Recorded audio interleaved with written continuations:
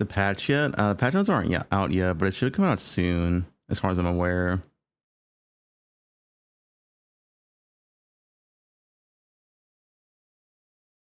It comes out today, and they release shit around this time. I'm pretty sure.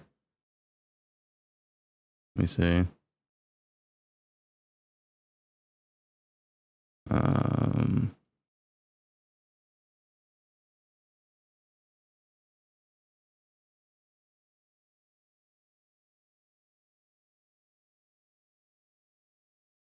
yeah, this was released 1 day ago. So over 24 hours.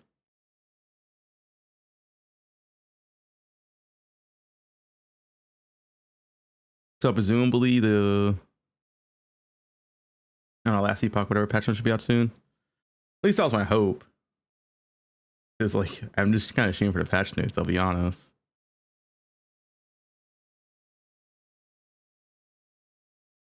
No delays? No.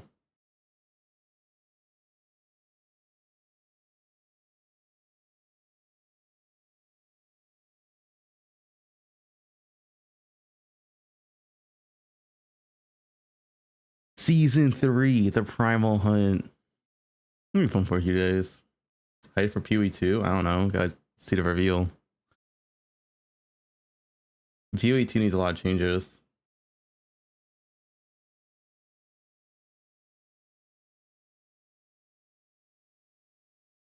What's all those minion shit though, man? This game be better without minions, I'll be honest.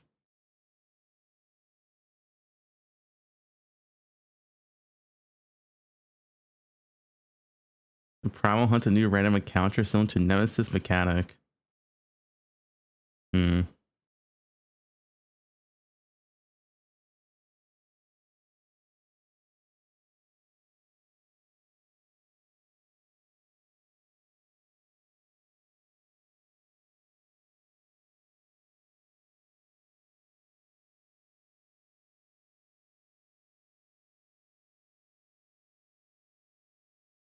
Last Epoch's fun for a few days. It's fine.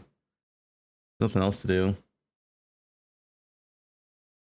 Last Epoch season 11? Well, there is no season 11.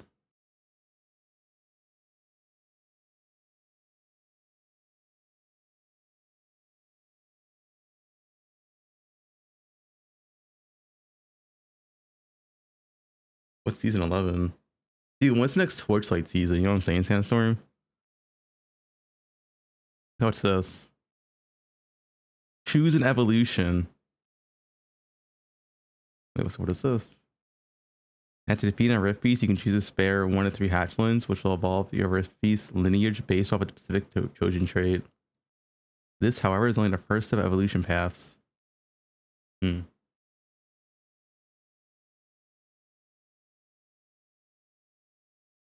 Glyphs, affix shards, rare boots. It seems kind of whatever.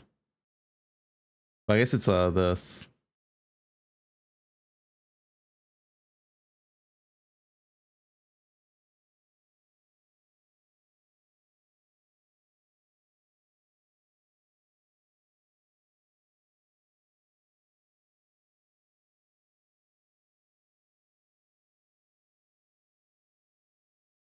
What were these for?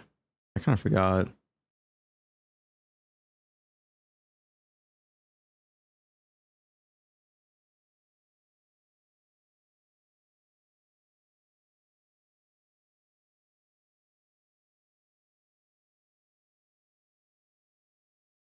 I was chained for. I haven't even played Torchlight in like 3 weeks. I want to hear it. Oh wait, I need to. No, it is okay.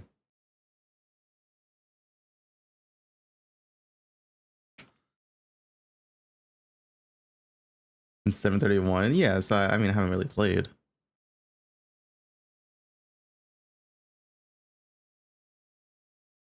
Primordial materials for primordial unique items. The new arena evolution and goodies, whatever that is. It's like a shop then.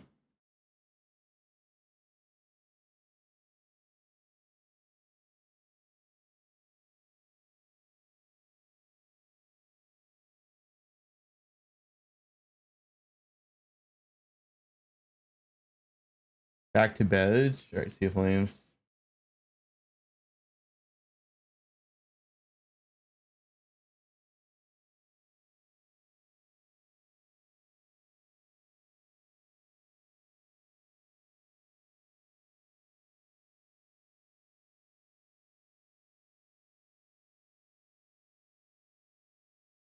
VK Cyclone. I feel like VK's gonna get nerfed now.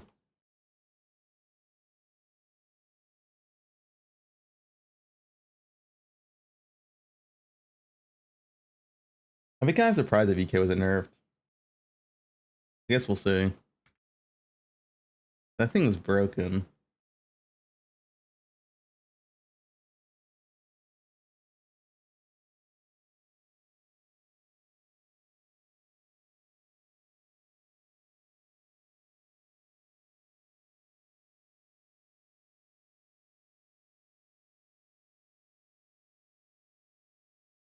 I didn't even like Cyclone last patch, to be honest, that much.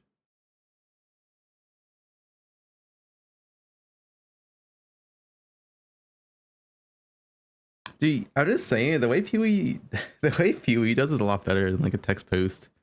The Pewee like 1 hour videos, I love watching those, man. Rather than me have to like read all the shit myself.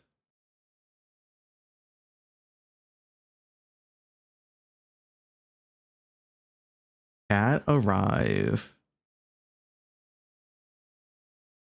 No, I can read, but it's like the video format's better. It is great value. So a tier 8 affix, which is new to this patch, can be 100% better than a tier 7 affix, which is insane. You're like double an affix value.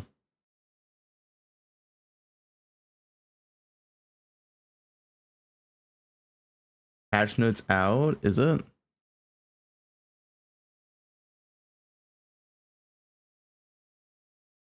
Oh, thanks. GG, perfect, dude. I started my stream at the correct time, I guess.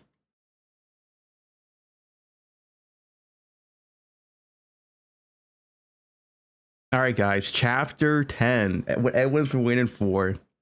Added chapter 10 to the campaign following the battle with... I don't even know how to say that name. At the end of chapter 9, I travel hunt down Apophysis through the ancient era. Insane, dude. I love new acts in my ARPG.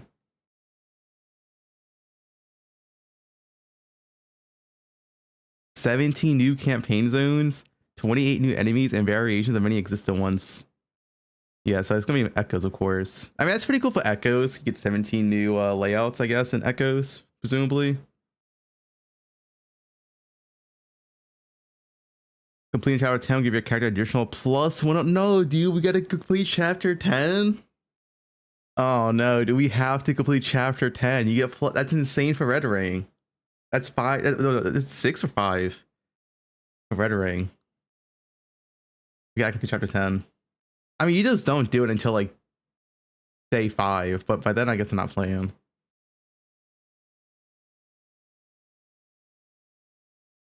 Campaign zones and Monsters of Fate, excluding quest echoes and arena echoes, will now have a chance to spawn a mysterious rift or a torn rift, which is the added mechanic.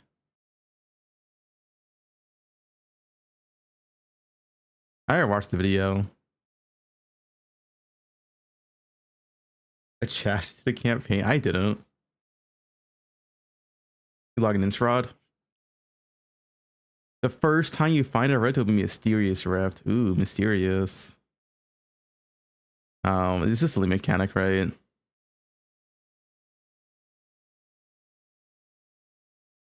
Yeah, it's just explaining the mechanic, which we already know.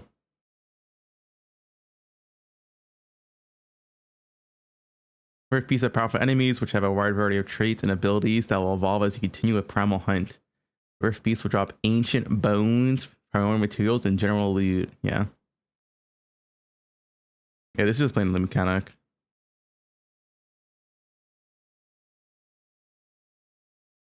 Yeah, I think it's a Valside area. It's a separate area. There are over 60 different evolutions to choose from. Build your own beast, dude. It's Metamorphosis. Kind of.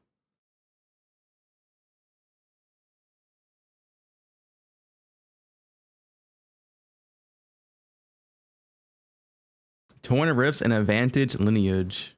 Once the Rift Beast has been evolved and you do not end or complete the lineage, you will now encounter Torn Rifts instead of Mysterious Rifts. Ooh. Using these rifts will cause you to ambush by a Rift Beast from your current lineage. So this is like in map then. This is not like a outside area. They just attack you inside the map, I guess.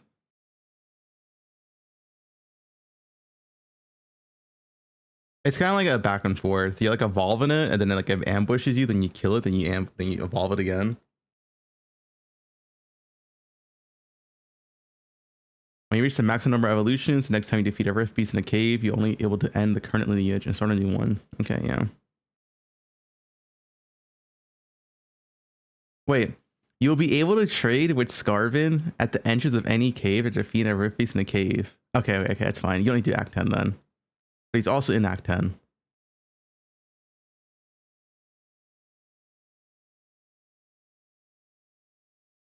Primordial items. We know this already. Is anything new here?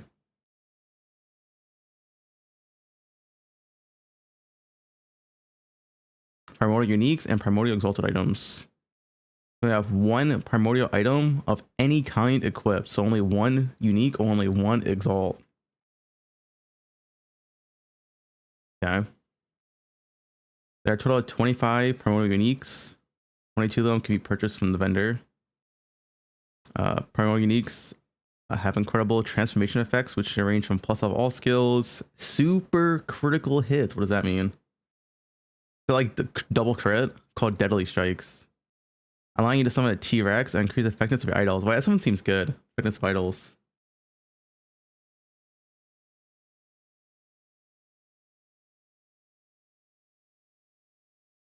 Primordial uniques of all kinds can be gained, can still gain legendary potential. Yeah.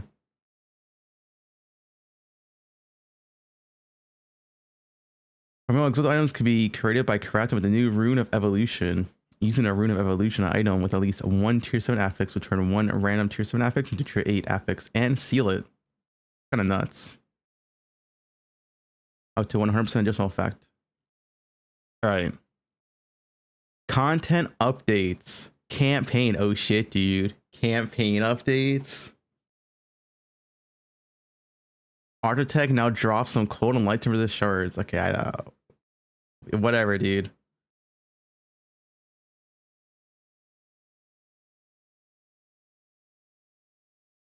That's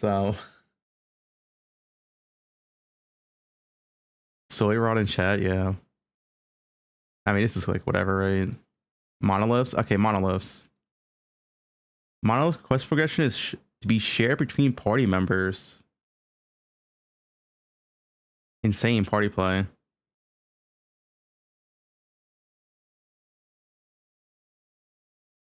Three new Woven Echoes based around Rift Beast. Live of Envy has been reworked. Oh, what to do to this? It no longer unbreakably changes the item to siphon the save ability. So the new temporal keystone detailed below can be used to add save abilities. Okay, so they're kind of like replacing the glyph, which got you like more bosses for like a different mechanic. And now reforges a subtype of item into another subtype with the same item type and class restrictions. Oh, that's really good. So you can like you can gamba RNG, like if you have a really good item but it's the wrong base, you can RNG gamba it into like the good base. That's pretty good. Essentially, it changes the base while still upgrading the affix. So if you have like a GG item, you can. That's what make filters more annoying, dude. Because now you gotta have to like you have to filter for every single base. Is that gonna be like really annoying for filters now? You have to filter every base now.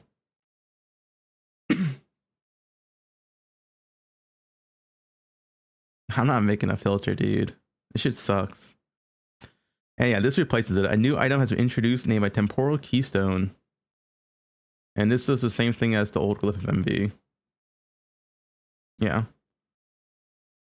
Arbiters can drop them. Loot lizards can drop them. Okay.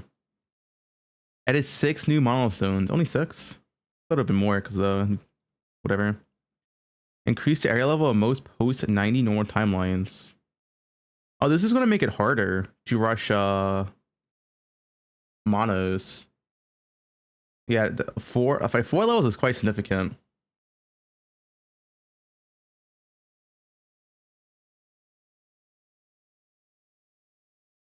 The XP doesn't matter because like you get max EXP in the advanced models, whatever it's called. I forgot the name.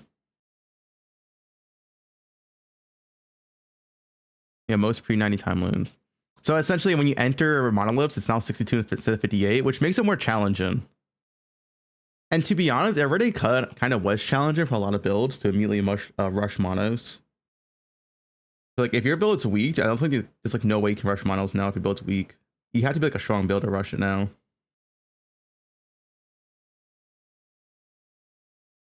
was like fine, but because like some builds actually struggled, like enter a monos level 30. It was kind of tough for some monos, like some builds.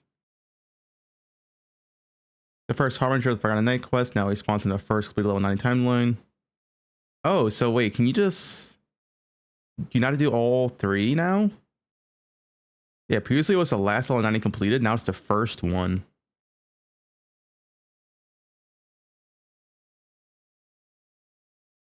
So is it faster to do now? Shit, I'm gonna ban you. You typing, bud. Reduce the spawn rate of tombs. This does not affect the spawn rate of cemeteries.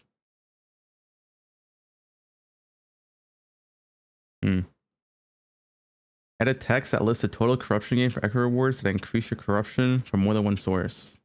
Okay. Players can take damage, whatever. Right click in a quest echo or timeline balls at the top of the monolith will immediately start it if able. That's pretty nice. Offline, whatever. Dungeons. Dungeon tier unlocks are now shared between characters. Yep. Edit a reminder for Jula. Uses her most powerful attack to remind the player that they can use the shift ability.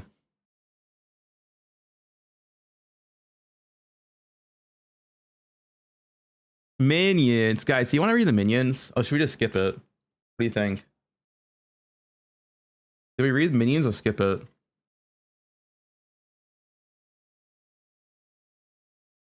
Skip?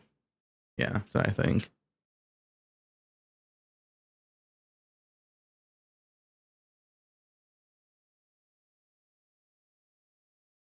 Only minions can go mons level 30. Let me read a little bit. Let's do a TLDR. Minions gain power equals to your character level. Okay, increase a little bit. At level 100, your minions deal 60% more damage and 60% less from 45%.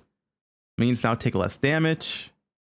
Yeah, okay, whatever. Improve the AI.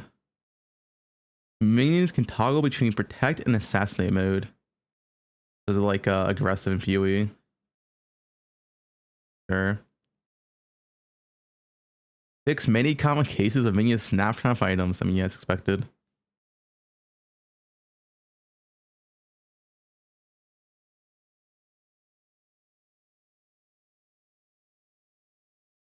Passives. Void Will now has a 4-second cooldown from 3. Ooh.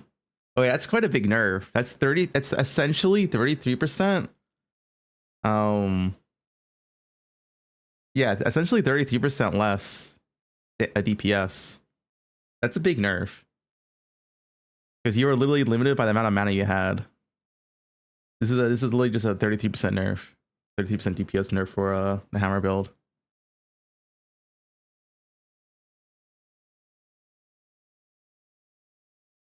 Wait, this is also a big nerf. A 20% nerf? So they got a 33% nerf, now a 20% nerf. Now wait, now it's another 20% nerf. Dude, I don't think VK is safe. Wait, what? So 33% nerf, 20% nerf, 20% nerf. They're doing less than half the damage already. This is 3 nerfs already. Substantial nerfs. Oh, Javelin, they killed Javelin dot.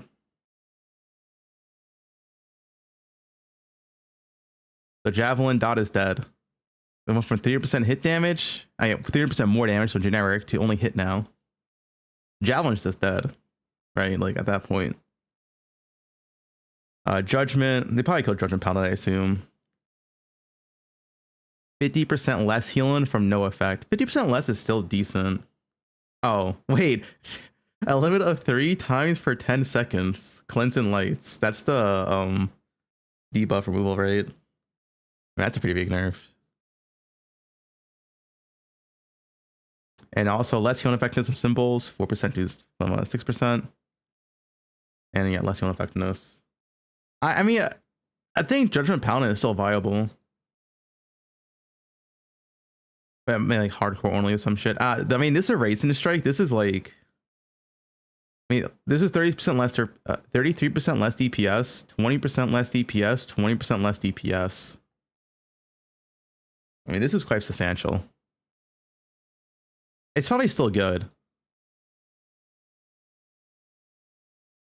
Javelin seems dead though. I feel like this seems dead.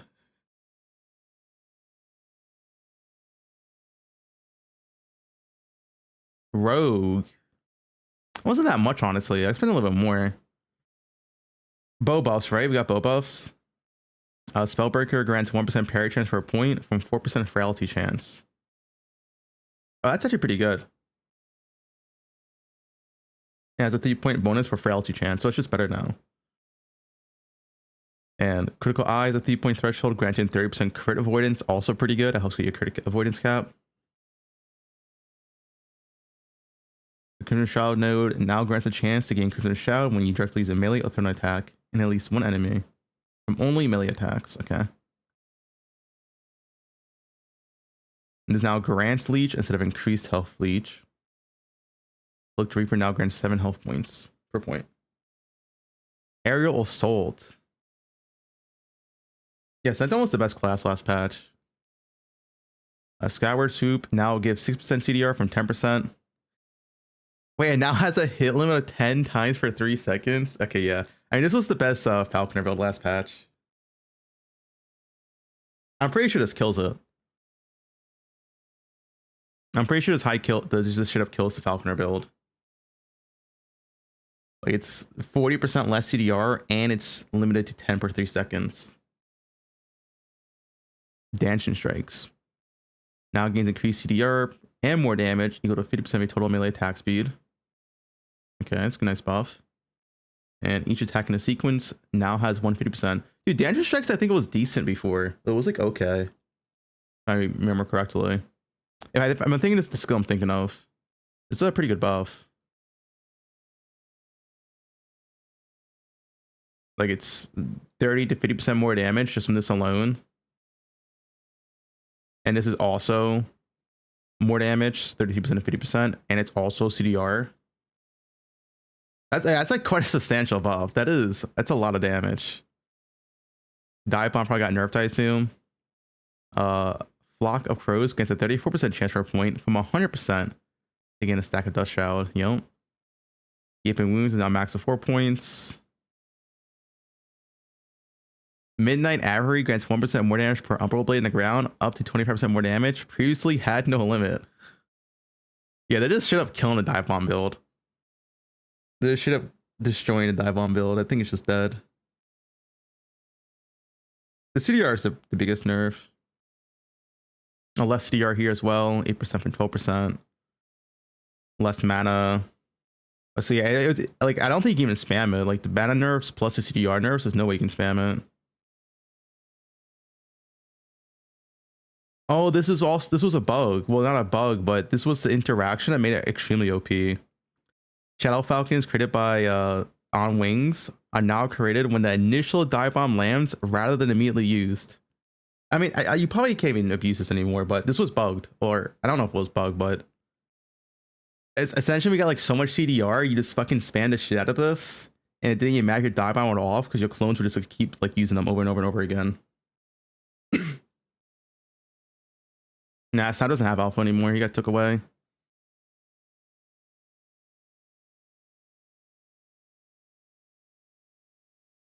Hunter Spoils now has a trigger limit of 10 times. They're in this trigger limit to a lot of shit. I don't know if I like that because like it's the whole point of ARPGs is breaking them and it's adding trigger limit to everything. It's like kind of less cool, you know. I think there could be better ways to balance in this.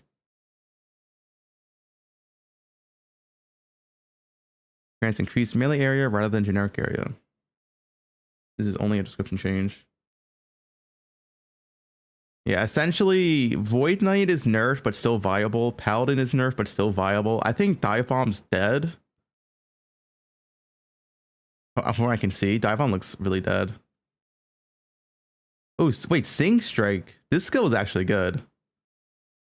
50% faster. Is it like 50% faster? Humble Blade. Wait, did they buff this? Oh, wait, no, they nerfed it. 2% more damage per stack of Dutch Shroud to 20 stacks. Previously had no limit. Okay, well.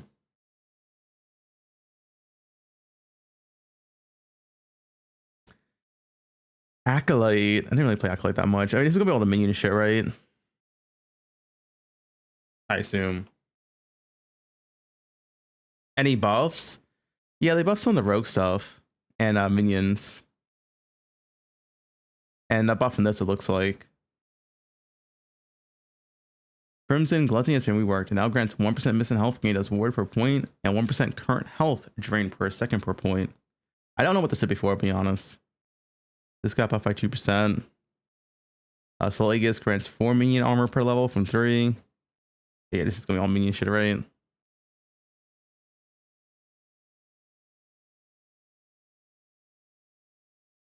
The Revenant 1% more damage per combined minion skill level. Wait, they nerfed this. 7% poison chance per point instead of 8%.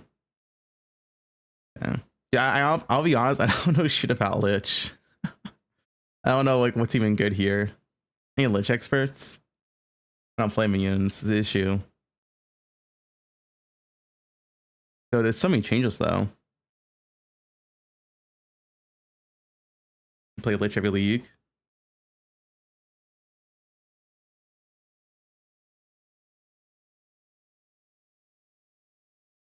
Necromancer. Dude, where's my bow buffs? You know what I'm saying? Play. What's this?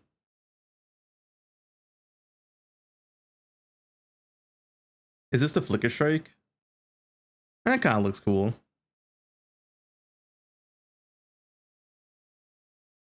Yeah, why can't I have like a bigger video? Yeah, I did wish about Heartseeker. Heartseeker is like giga low damage.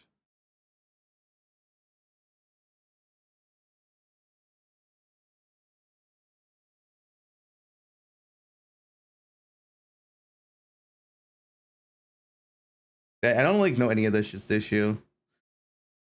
Whatever, dude. XD minions. Abominate, that's minion. Chew.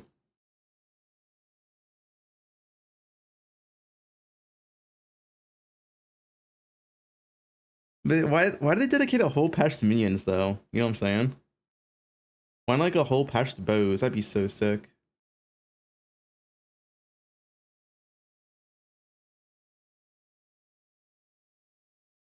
It's not minions. It's the minion class. Yeah, it has Z patch. They added Heartseeker, yeah.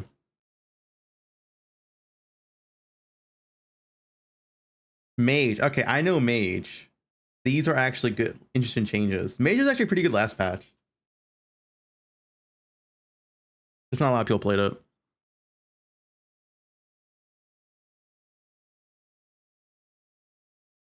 Yeah, I think Lich is not minions, but I don't know shit about Lich. Never played it.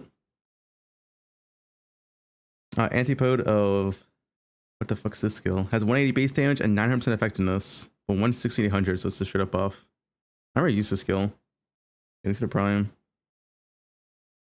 There's like strict buffs. Wait, why is Mage gonna have more buffs on my bows? Bows is so bad, man. Dragon Breath has 20 more base damage and also a lot more effectiveness. Okay. Ignis Ring creates 12 projectiles from 10. Just buffing everything. Dude, like why don't they give the same love to bows? Like bows are worse than mage, but mage is getting more buff than bows. It is just all like strict buffs. More base damage, more effectiveness damage for landing web. It's the same for all skills. Well, I mean, all the skills are buffing. They all got buffed. All strict buffs here. That's it for mage though. Yeah, I feel like they could do more in the patch notes. I'll be honest. I feel like for 4 months, we definitely could have got like a little bit more than you know, aspect change. Has bleed duration now. Previously did not have bleed duration. 15% more melee damage from 75% increased.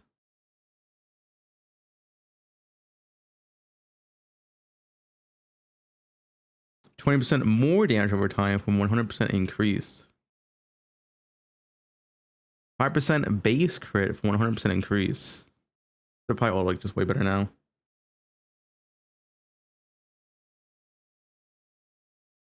Savagery grants 10% increased minion damage for a point. Why is the minion shit here, man?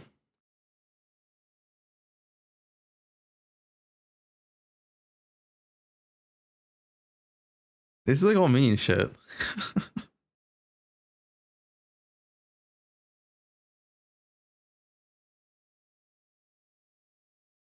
It's fine. Listen, next patch I'm gonna buff bows. Control for minions, I'll do the end.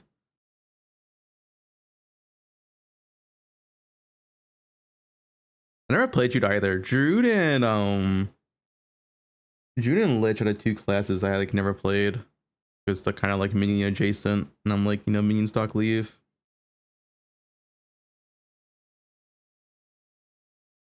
And those are the 2 classes getting the most work this patch. Look, dude, there's more stuff. Summon and Bear has more patch notes than all of Mage.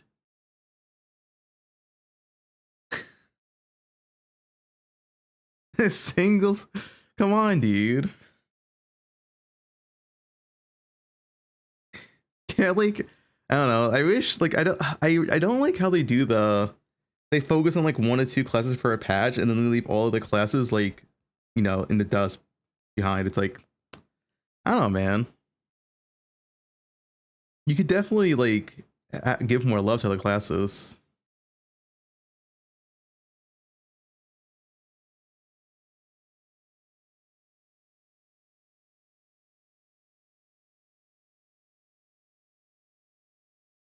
Yeah, I mean, I'm not saying Lich doesn't need a rework. I think it's good that doing reworks, but at the same time, like,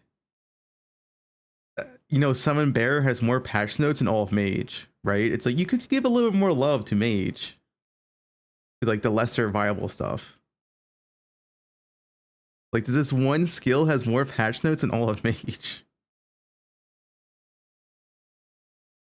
Same with like Rogue and Bows, where Bows are so mid in this game, and they just don't get any love.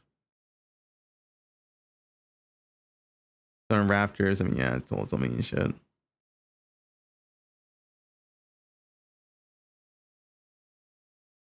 Aeration Strike, as far as I can see, I mean, what? I do the math for you.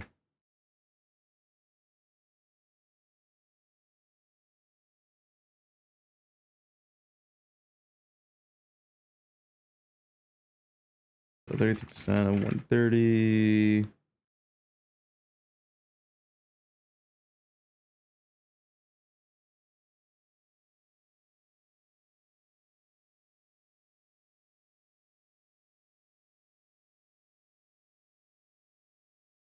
Void Knight effectively got a wait. What did we say? Differential between.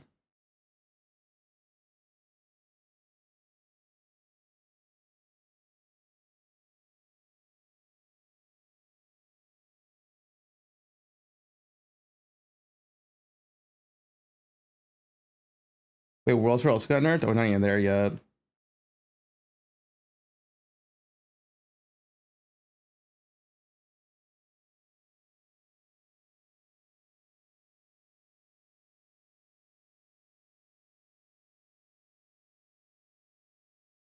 Yeah, so at base value, or just from the one we read already, um, a racing strike. We haven't seen the world's put in nerfs. A racing strike's already nerfed by like 55%. But if world's put also got nerfed, it's more than 55%.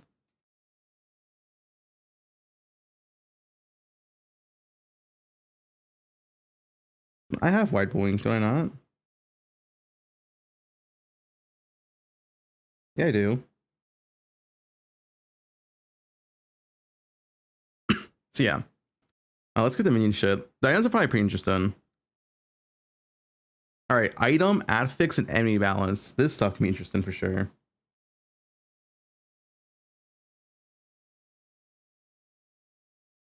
The endurance while channeling warpath affix now grants 36% endurance. So they just increased it. 40% at tier 7 from 30%. And whatever.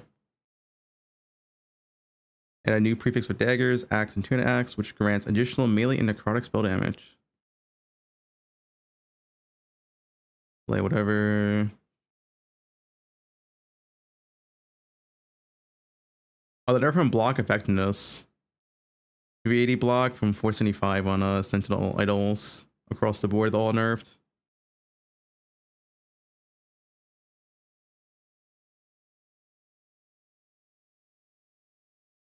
But a nerf from all the Weaver idols? What? All the Weaver idols are getting nerfed. Why? They're kind of cool. And they're kind of rare, to be honest.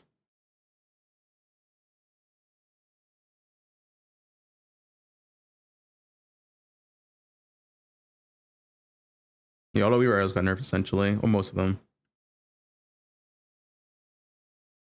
Like less pen, the health Weaver idol has less health, less forward tension. All of them, like the generic ones got nerfed. Vitality. Well, Vitality's unchanged. The health feature got nerfed.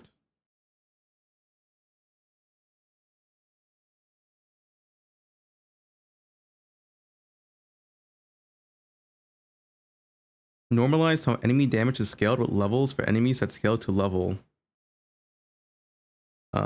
Enemies in the monolith and enemies in random encounters such as exiled mages. This should result in a more consistent ratio of damage between different enemies regardless of level. I don't know really what this means though. So it's just a general nerf for enemies.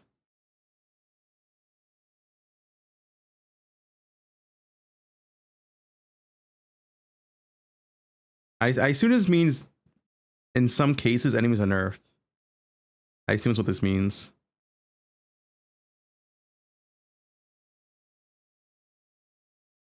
Nobody knows. Yeah, it's just, I mean, yeah.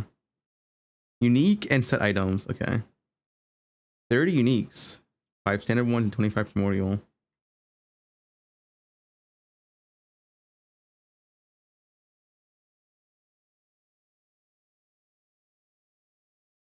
Closed needle gives 3 to 10 strength and dex from 4 to 11. But they nerfed this. This was the cyclone sword. Wait, why the nerfing cyclone though? Like, to be honest, cyclone with already the void knight nerfs, that wasn't even like that OP, to be honest.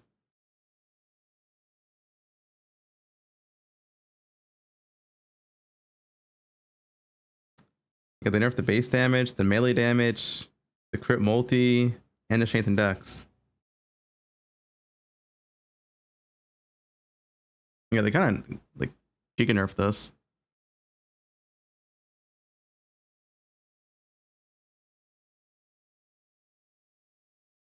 Yeah, it was a lot of gear investment. But the base Void Knight nerfs already hit Cyclone too. The mana change is the big one because the near infinite Cyclone is like giga nerfed because you only get mana back every 4 seconds from 3 seconds. Now we've been reading for like, I don't know, 20 minutes. What item changes now? They bought the Viper Tail. This belt was useless. Maybe it's good now. Wrong Warp. Oh, they nerfed Wrong Warp. And it has it's hard to get LP. Okay, well, Wrong Warp's kind of dead. It's hard to get high LP, and it's only 2% per one. Oh, that's a massive nerf.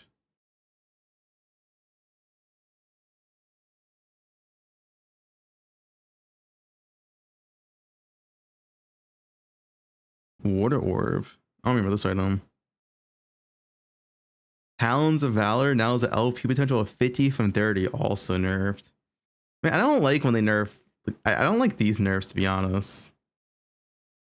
But I mean, whatever.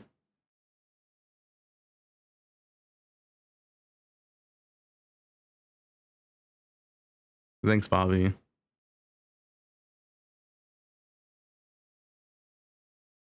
Flames at Midnight now grants less pen. Anything actually like useful here? Oh, they nerfed this. They're nerfing a lot of block shit. Less block chance, less block effectiveness, and LP.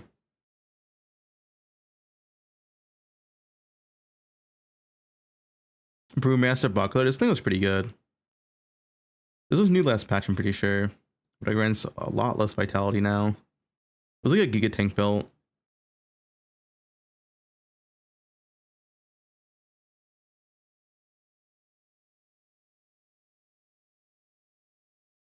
Orion's Descent.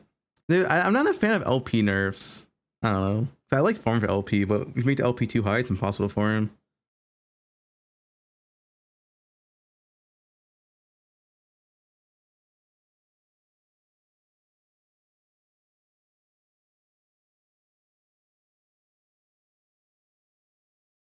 World Splitter now grants at max 0.3% crit from 0.1%.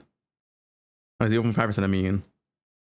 Dude, I'm pretty sure Void Knight Slams got nerfed by like 70%. It's like legit 70% less damage compared to before.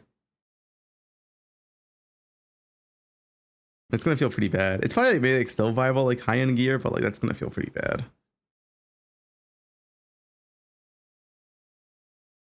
That's a massive crit nerf.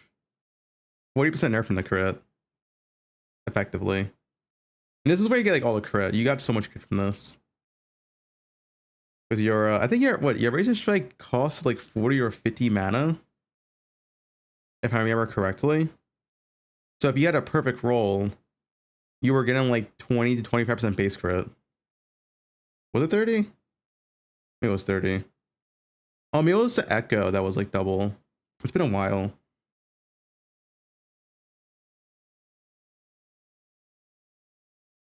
The Slab now limits block chance to a maximum 75%.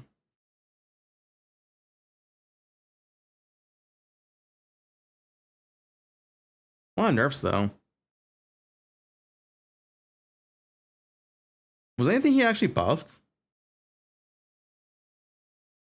I'm pretty sure it was all nerfs for items. Was there a single buff here? No, it was all nerfs.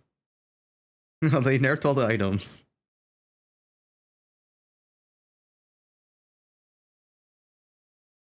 Yeah, not a single item got buffed.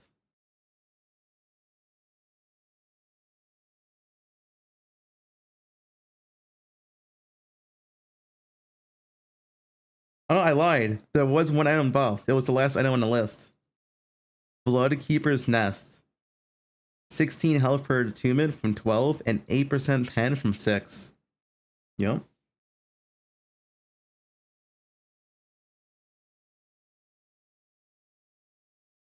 Now people will use it. That's Abyss. That's Ziz's item, yeah. That's the B item. Is that Ziz? No, no. Is that Ziz's item? I forgot actually.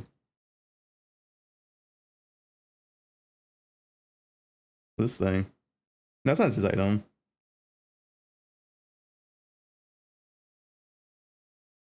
Yeah, Ziz item's the squirrels.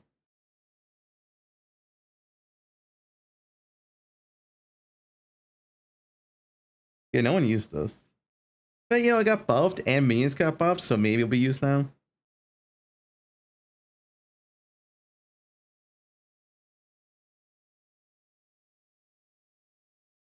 This changes. Oh, COF change. What? Increase the amount of favor you gain for joining COF. That's it. Where's the other quality of life for COF? I feel like COF needs a lot of quality of life and that they haven't introduced yet. Like when you start getting high corruption, you have so much. It takes like forever to reroll shit. Like I wish COF had like 5 prophecy slots or something. The no, not prophecies. What are they called? The circle. I forgot what they're called. Lens. Yeah. I really feel like they need like 5 lens slots to make it so much better. Because right now you're kind of like perma spam reroll, which is kind of annoying.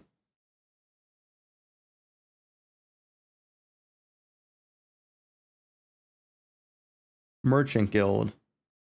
Black market tokens and merchant tokens have been added. Merchant tokens can be used to remove favorite cost of an item you already purchased.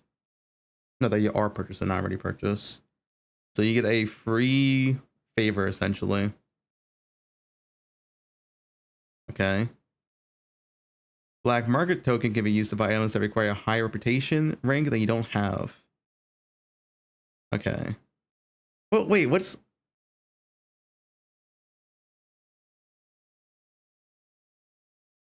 Listen, I'm in thought here. What's the point of the ranks if you can just buy something above your rank? What's the point of ranks of Merchant Guild then? Am I missing something?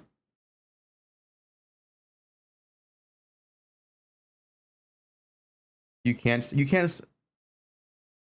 sell before either, though, right?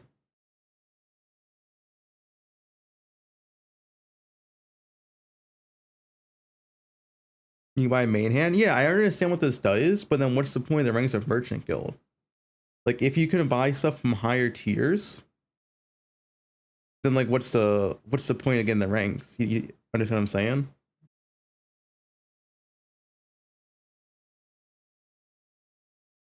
You get tokens per rank. Only 1 token can be used per purchase. They can be dropped only if the players currently. No, they drop. They drop. Well, they say fairly rare drop, but I don't know how rare that is. I don't know. I think it's just kind of weird because the whole point of the Merchant Guild rank system is that you need to grind the ranks to buy the better items. But if you can just buy the better items like rank 3, then like what's the point of the rank system? Like why not just change Merchant Guild by itself? Like, you understand what I'm saying?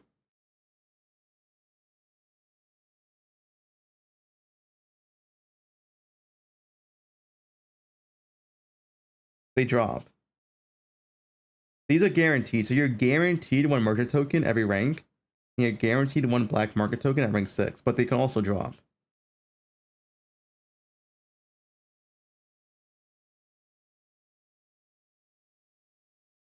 Yeah, I feel like, I don't know, this feels like a band-aid solution.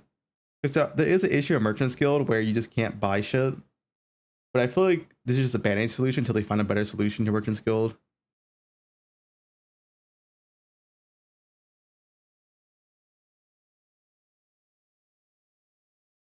The Bizarre UI has been overhauled in order to make filtering and finding the items you're looking for more efficient.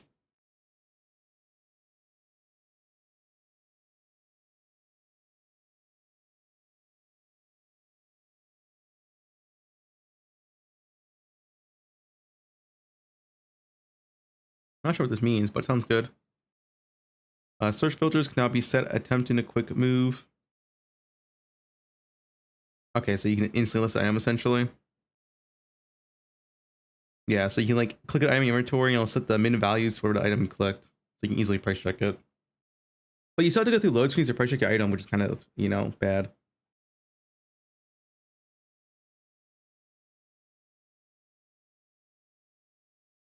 And the ability to filter and modify ranges for uniques and bizarre. I mean, that should have been there from day 1.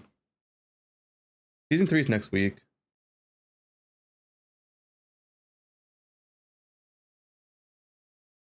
I feel like what bizarre needs the most is less friction. Like, imagine, dude, put 1 merchant NPC in your hideout. That's what we need in Bazaar. Because like it's always gonna be kind of ass if you have to go through a load screen to price check your items. Like you get a good item, but like you gotta go through a load screen to price check it, and then another load screen to go back to the monoliths. And you also have to walk to the vendor. Like eh.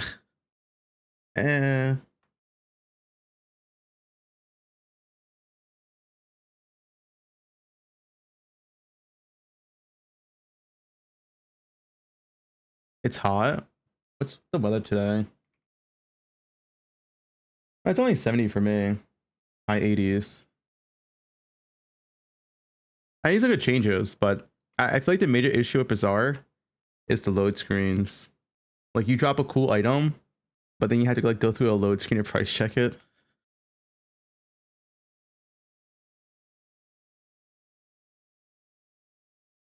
Endgame faction update, the Woven. Edit adjusted chance. Okay, well, who knows what that means.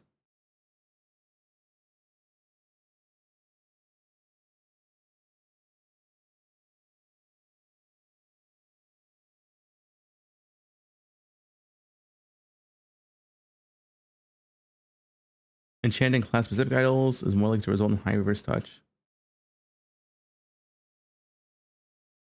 You can reforge Weaver idols at the Woven Enchanter. This is new, right?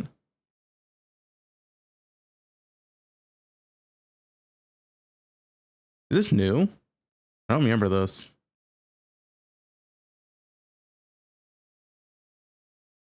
Yeah, I'm pretty sure this is new. You can reforge idol, which will help you get your better Weaver idols.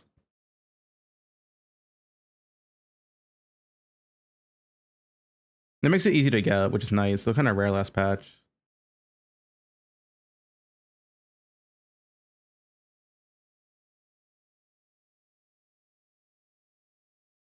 Reforging Weaver idols is 10% more likely to result in 2 affixes. 10% more memory. Increase rift spawn rate. Oh, they're actually adding stuff to like the Atlas tree before it goes core.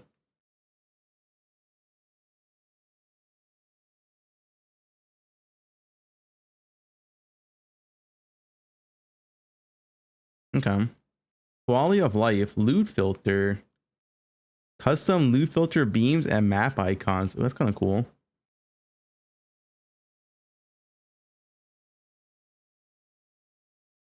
Map icons will match the dominant color. Yeah, and sounds. We get Tink sound now.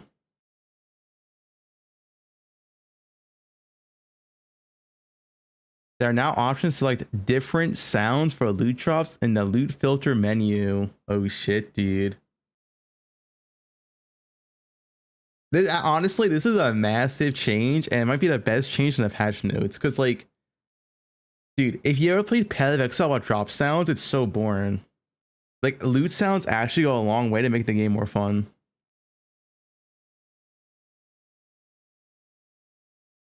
The caution note, where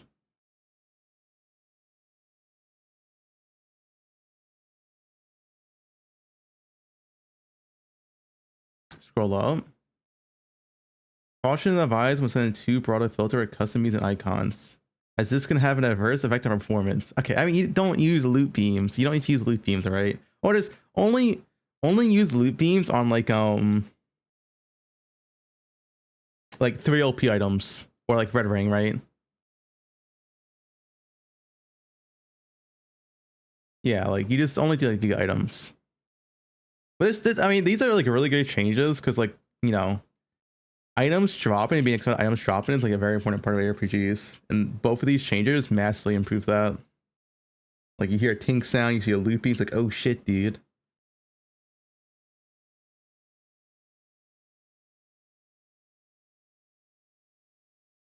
Add support for matching unique modifier roles and loot filters.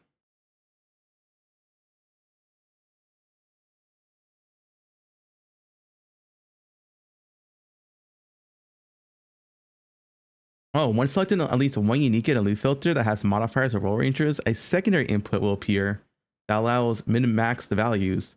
I mean, the thing is, though, you don't really ever, because of the new stuff they added, every unique is useful because you can always use it to find your current unique, right? I don't know if this is like that useful. Like, if, for example, if you have a world splitter, you still pick up every world splitter because you can use those world splitters to define your world splitter, or you can put them in a turtle to get higher LP. I'm not sure if you're ever actually gonna use this. Maybe for trade.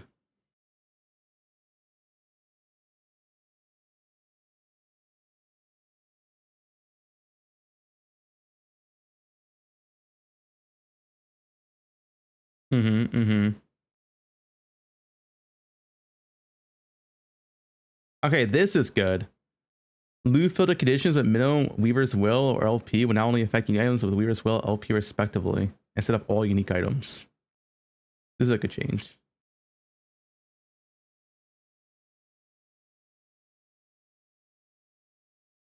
What'd you link, Bobby? For the fucking sushi screw?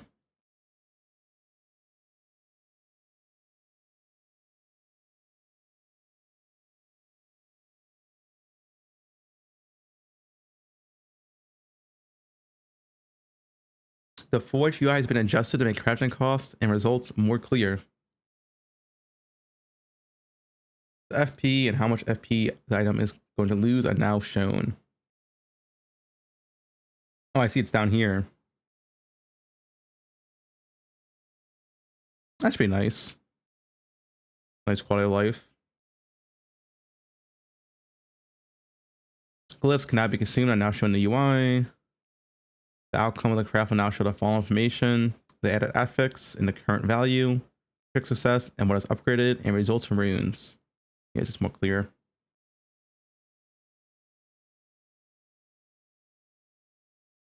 I'm wide open for you. Thanks, Bobby. Edit swap attributes macro. Stash macros. What is this? What is swap attributes macro? Is this just for like all attributes?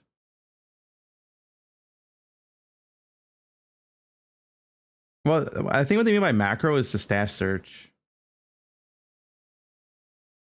I don't know why they call it a macro. Kind of a weird name for it. Or like stash search, but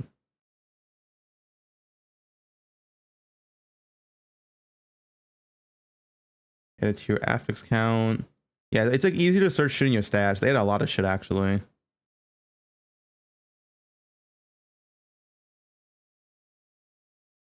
One tier 6, 2 tier 7. Yeah, that's pretty good actually. It becomes way easier to just search your stash if you have like a bunch of shit in there, which you usually do a COF.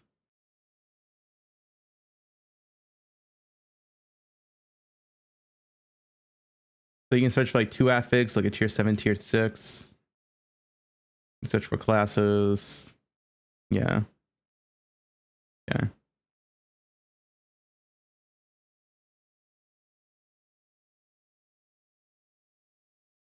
Player, minion, enemy health percentages now each have a corresponding color. How many maps are now automatically fully revealed? Holy, it's massive.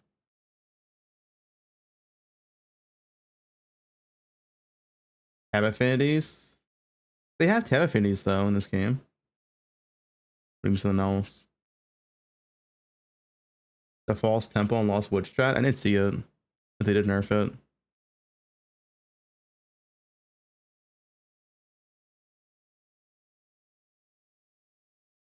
It's just like whatever UI shit, right? Oh, pressing X now refreshes the loot labels on the ground. That's kind of nice.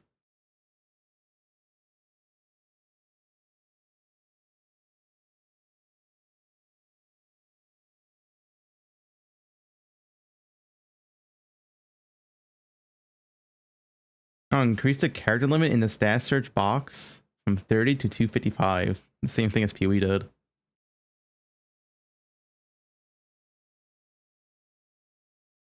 And a notification when you leave an item in the forge crafting panel.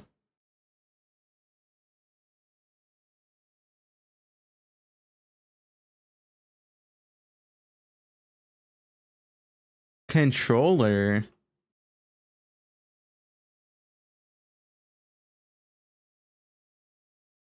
You playing controller?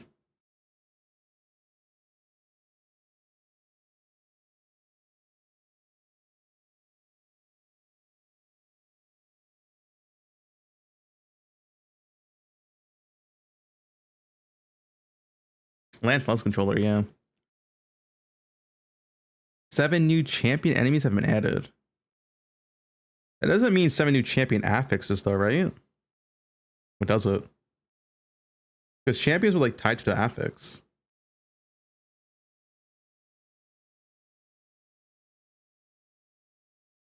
Hmm. Optimize memory allocation across the game. This is huge. I feel like every last Epoch patch has fucking memory leaks.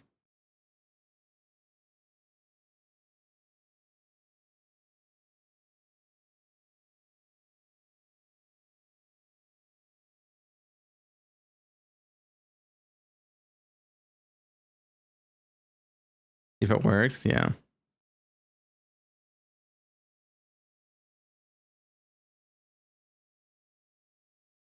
Enable texture streaming all across all of the game assets for reduced memory usage and improve loading times.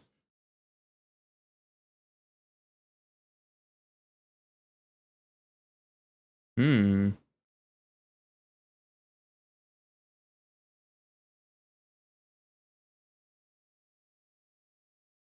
I mean, I'm just saying, I had a lot of memory leaks before with the 4090. Like, to be honest, it's mostly the memory leaks that were the issue. I don't know if there was memory leaks last patch, but as long as that's fixed.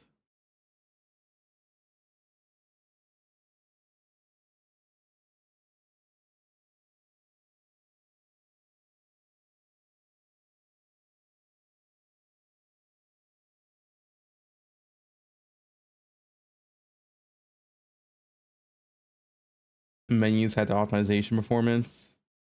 That's good. Performance fixes are always a big W.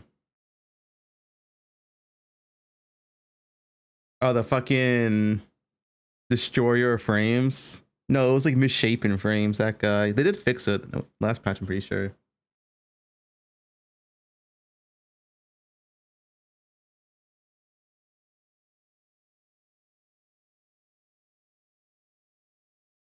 Yeah, that guy.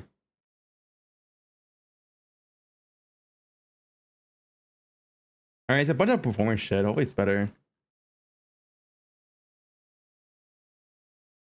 Change the WASD controls for Warpath. So if nothing is pressed, it's stationary. WASD players.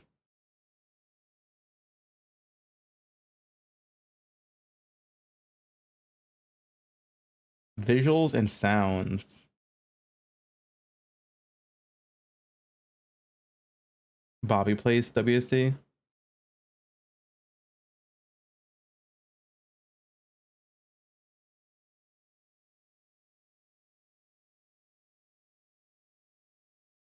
WASD.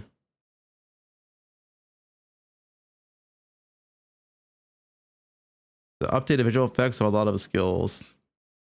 I mean, I guess it's cool. Enemies have a new visual effect when frozen. Most frozen enemies now visually shatter on death. Okay. Voice act, guys. New voice actors.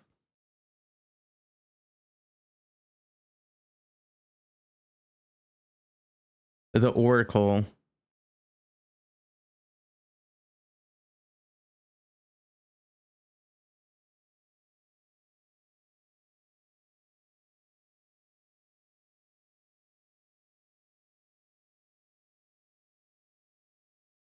New supporter packs.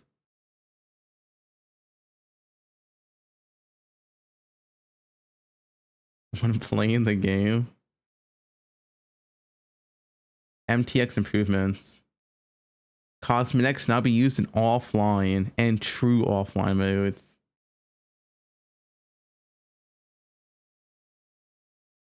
That's kind of good, actually. Wait, the same cosmetic pet now be equipped in both pet slots. Wait, PoE. Where's the change of PoE?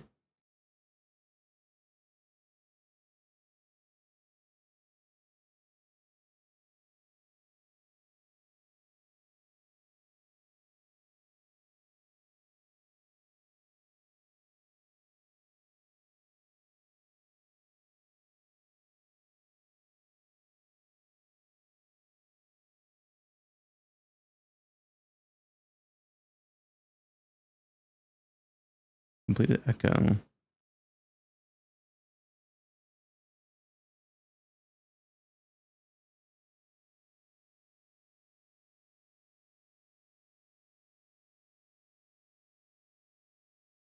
Oh, bug fixes.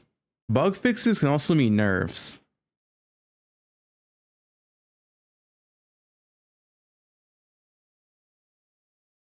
Hmm.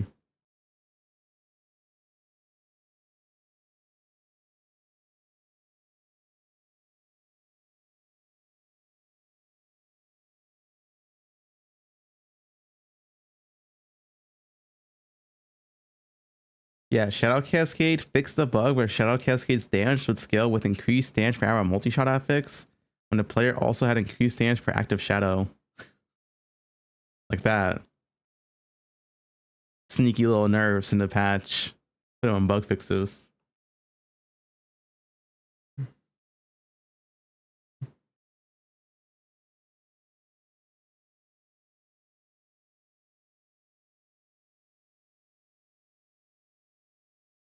Anything else? How's the patch? The patch is essentially Druid and what Alkalite is called or whatever. And everything else got nothing. Everything else got nerfed to nothing. That's the patch.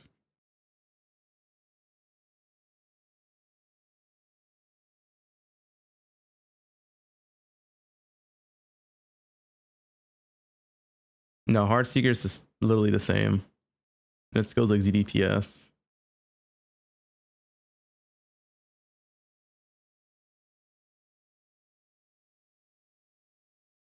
I don't understand why they don't buff bows, dude. I feel like bows in this game are so fucking mid.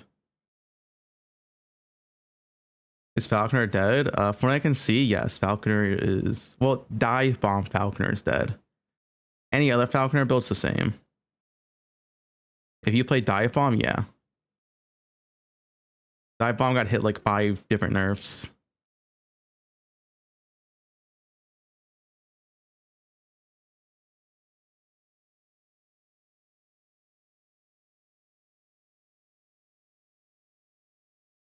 Hmm.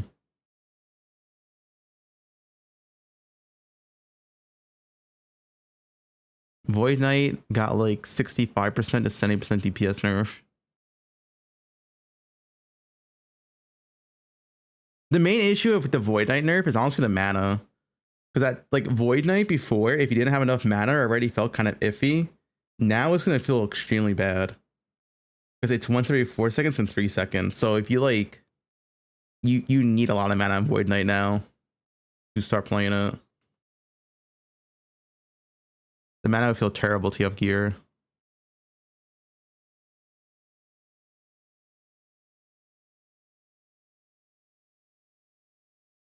Did Uber? No, Uber Abbey's the same. I don't see any changes to Uber Abbey.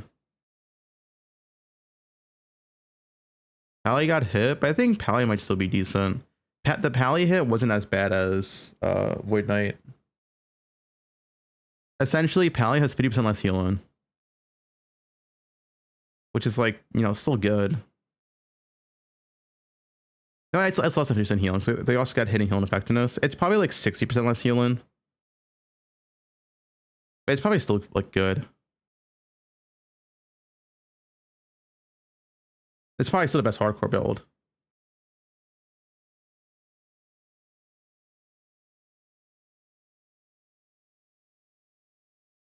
Fix mana issue in tier 8? No, you can't.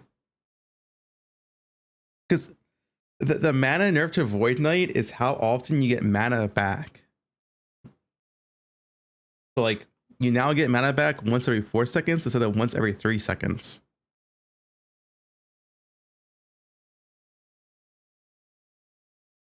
Which if you played Void Knight, you know like know how it works, and once every 4 seconds will make it feel substantially worse.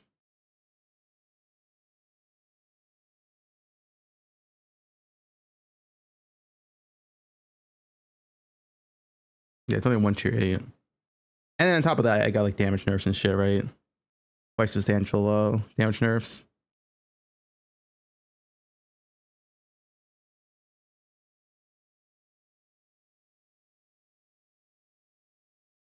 Which class? I have no idea. I was hoping bows would get like a slight buff, and I can log into bows. The bows in this game feel so mid.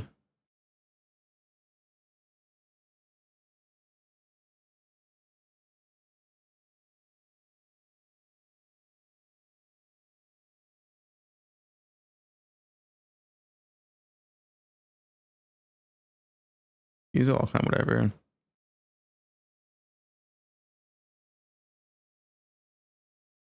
Controller. Anyone for controller buffs?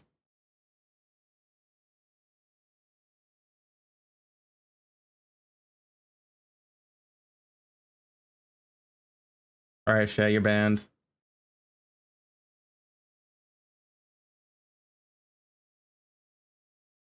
You can't post that.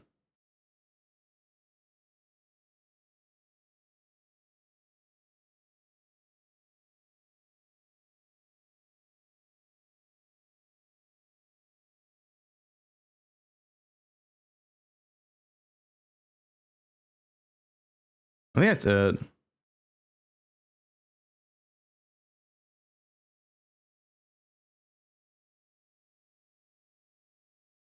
What are these glazed and posts?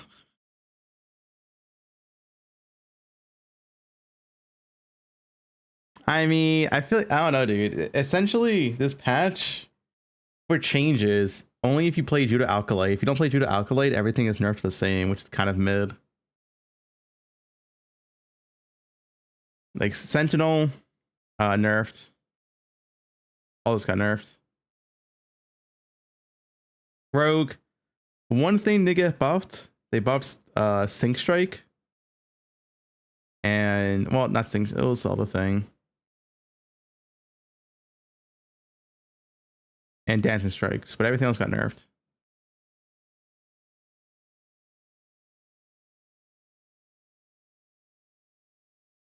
I feel like they could have done more patch notes. But essentially, if you don't want to play minions, I feel like there's not that much to look forward to. Because now you're just playing like the weaker or same builds from last patch, which, you know, isn't that exciting, right?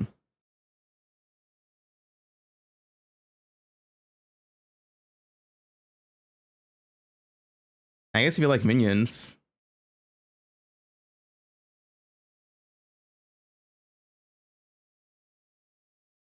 And can ignore his V2.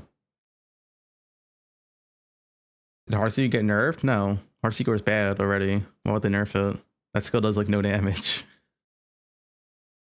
Dude, if you go to YouTube and look at any Heartseeker Uber Avraf, it's like 5 minutes. That skill literally does like no damage. It needs buffs, if anything.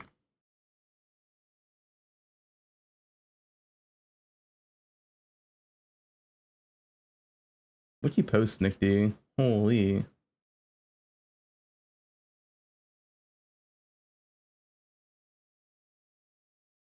Guys, what do you think?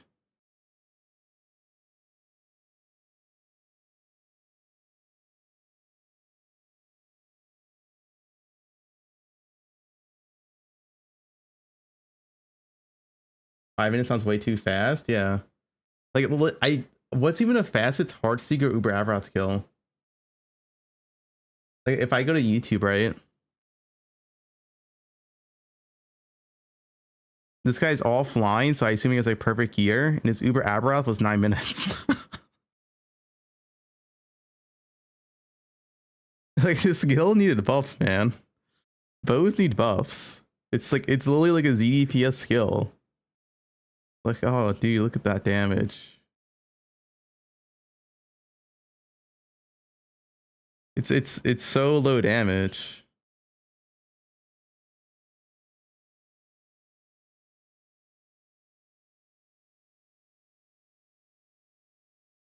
In 40 minutes, yeah. I don't understand why they don't buff like this the new skill. Like this skill came out last league and it's really cool, but it does no damage.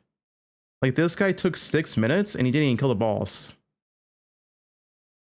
Like look how far he got in 6 minutes.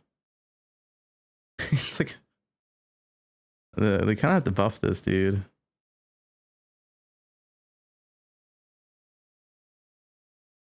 6 minutes, yeah.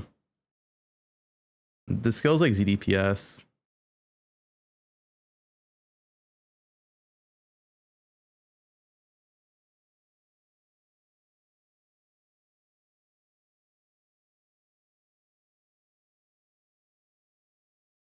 I definitely felt like they could have more in the patch. Because if you're not like a minion enjoyer,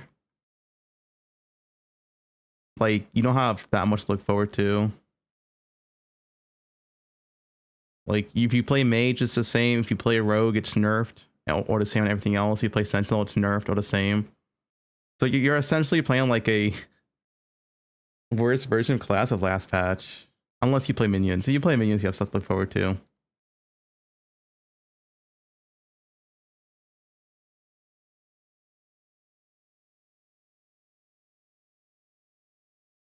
Like they definitely could have given more love to like all these classes, right? Like they could have legit just doubled it down on Heartseeker, and that probably would have made it like enjoyable enough to like justify playing it. That's how much damage it needs.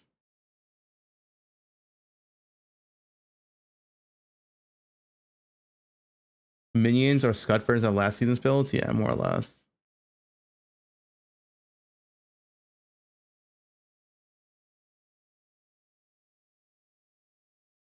I'm just saying, dude. You look at Mage, and Mage got Runic Invocation from the less used skills buffs. But like, I don't understand why more's not done. Like you look at fucking Summon Bear, and Summon Bear, a single Jude skill has more tags and more like buffs than all of Mage. You know, and it's like they could have done like a little bit more here. I don't know why they neglect classes.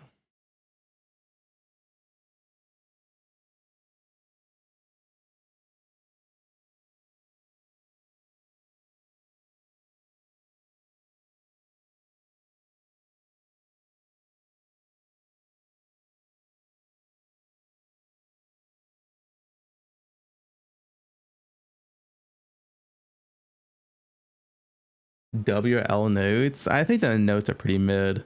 It's if you're a minion fan, the notes are exciting. If you don't play minions, there's essentially not much in this patch notes for you. Like if you don't care for minions, it's the same patch as last patch with weaker builds.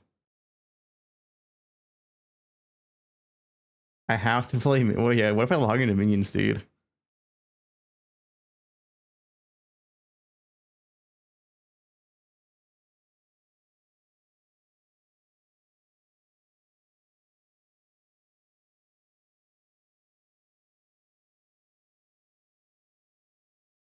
I could just load up minions.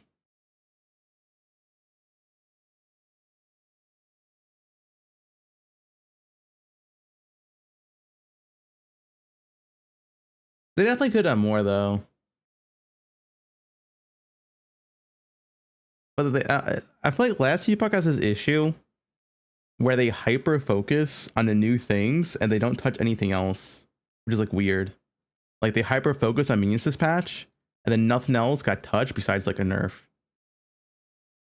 You know, it's like obviously a lot of rogue skills that are underpowered could have got nerfs. They've been underpowered for like 3 patches in a row now. Like a lot of the bow skills are just complete trash, and none of them got touched for like a year.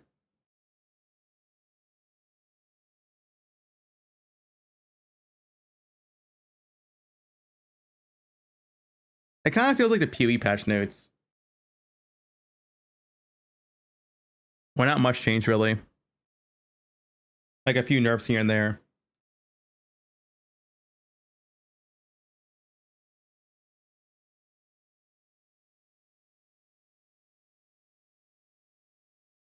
The content, there's a new lead mechanic.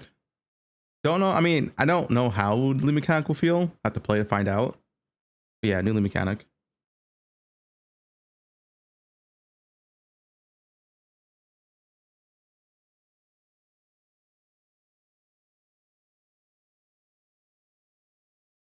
Yeah, bows are really dog shit in last Epoch.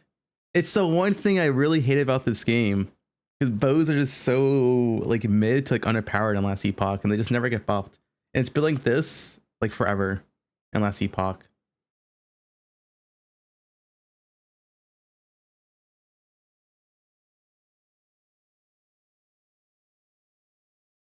And the best Falconer builds aren't even bow builds. The best Falconer builds are like the dagger builds.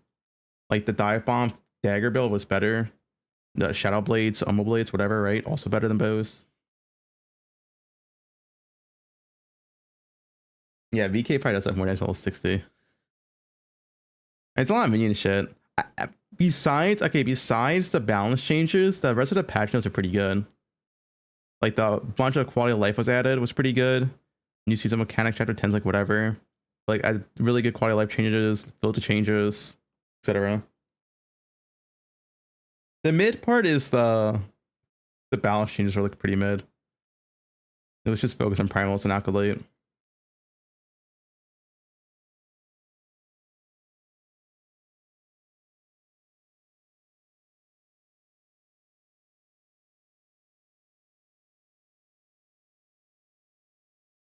Yeah, Sushi's my wife.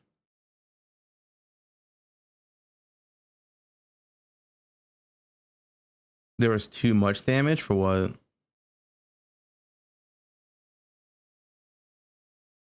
Is it Diablo 4 patch notes? They nerfed the high end of builds, which is good. Like Void Knight did get nerfed, Falconer did get nerfed, like the top builds did get nerfed, which is good. But they didn't touch like any of the underpowered shit. Like the skills that were really bad last patch are still really bad this patch. Outside of Accolade and like Primals, which got like the reworks for minions and shit.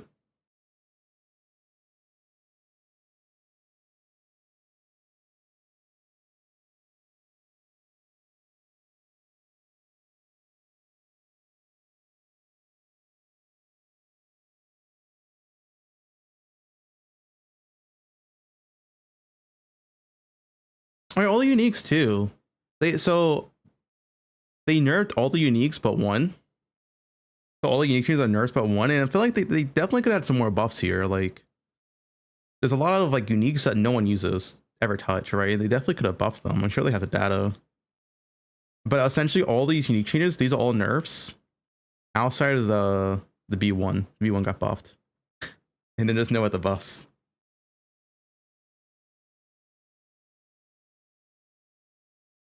Bobby, there's no way you read the D4 patch notes. The Falconer nerfs, the dive bomb build's dead, as far as I can see. Like it's a giga dead.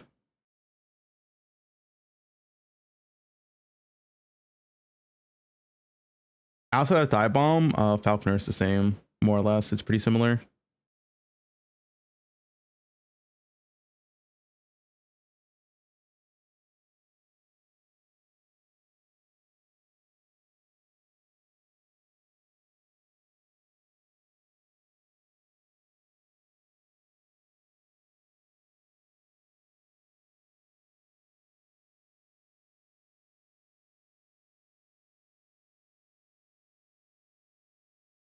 Aerial Soul. All these got nerfs essentially. Ray Floyd. I didn't read any minion shit. I'm not a minion player and I don't know what minions do. Maybe.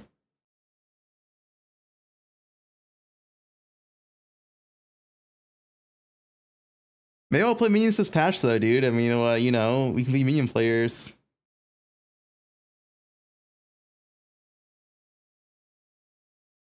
You guys want to play minions this patch? It's the only thing new. You guys already want to log into minions?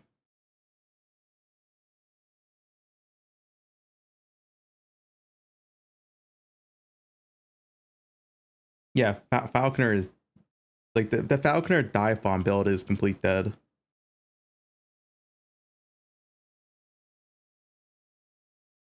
Like not like I don't mean not like dead, but like it's probably like a normal build now, not like infinite DPS. Yeah, they removed snapshot on for minions.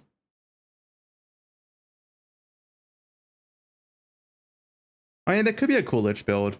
But I never played Lich, so I can't really comment on it. Lich is not minions though. I mean, it is like some sick Lich build. I've never played Lich before, so I have no idea what this shit does. No, Erasing got like a 70% nerf. They nerfed the mana return, which is 33%, 20% on Well, 20% on Race Strike itself, and then they nerfed World Splitter. World Splitter has 40% less crit.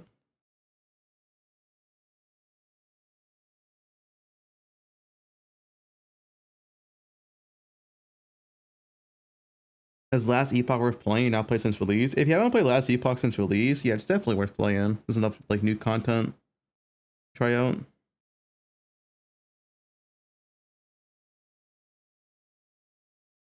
Lich has potential. Maybe play Lich then.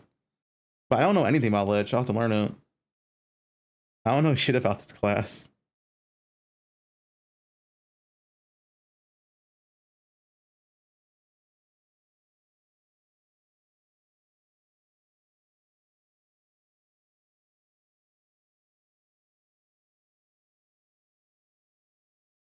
Is it time for some ARAN games for chat? A new ARAN map came out.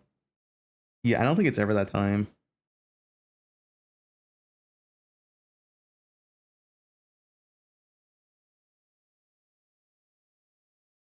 Yeah, maybe Lightning a Lich then.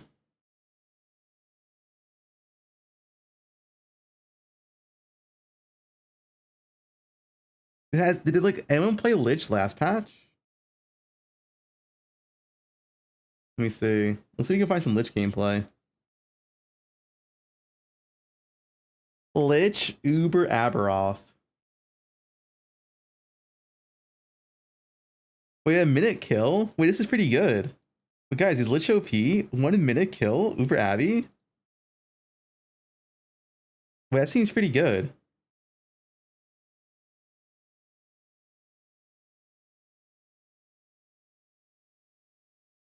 I have no idea what the build is. Dude, that damage is nuts. And he stunned it.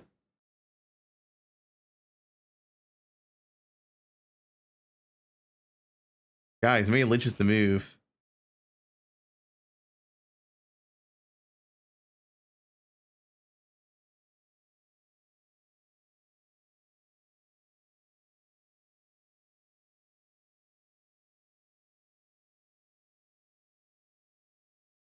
Yeah, this stuff is pretty nice last epoch.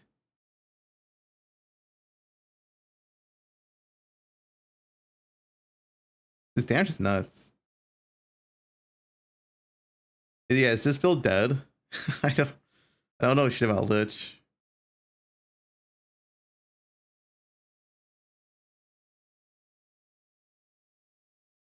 You got buffed in patch? Thanks for the sub. Yeah, that's sick.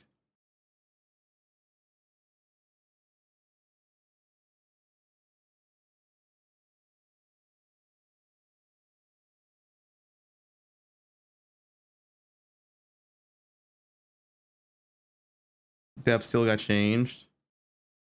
I mean, surely Lich has to be. Oh, ethical build. Wait, what's this one? Ethical build. Is this the same build? This is the same build now.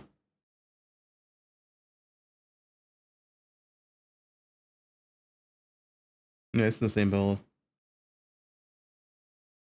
This was the only Lich build. I see, yeah. They're all the same. Stygian Cole. Vestigian.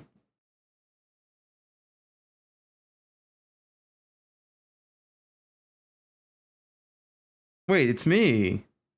Why am I here? Who's this talented player?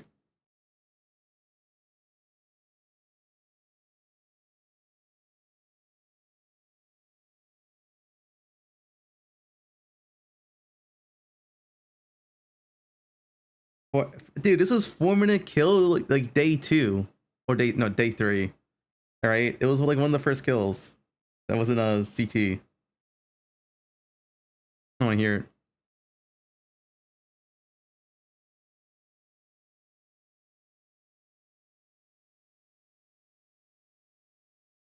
17 seconds. They killed this build though, right? Because Javelin doesn't get the increased damage anymore. Well, what'd you type, JKL? Yeah, they killed this build. Well, I mean, honestly, if this lost, I mean, it's probably dead. What is that damage? What the fuck? Wait, this damage is disgusting. What the fuck?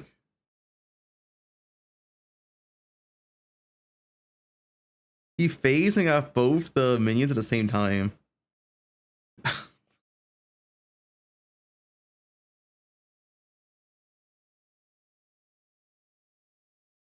That was your comment?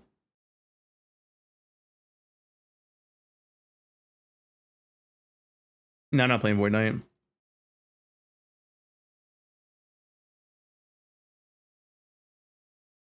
I think we play Lich. I need a Lich person to tell me how good Lich is. It looks kind of cool though. There's so much Lich changes here, man. It has to be good, right? And no one has CT guides anymore, so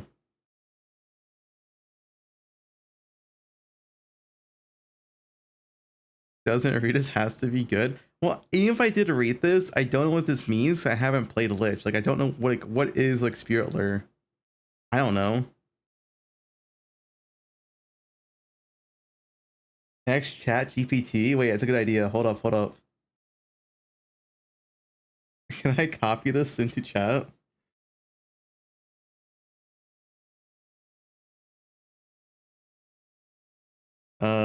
Give me the TLDR of the Lich changes in last Epoch.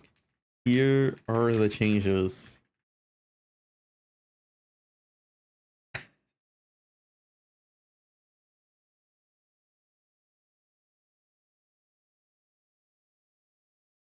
This actually is pretty good. This is a pretty simple read.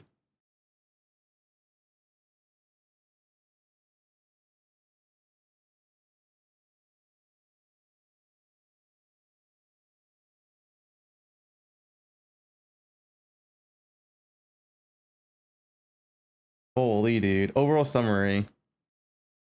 These changes modernize and diversify Lich builds. Emphasize on low life, dot leech, dual wielding, and ward synergy. Yeah, can you suggest me a build based off of these changes for the new season 3 LE patch?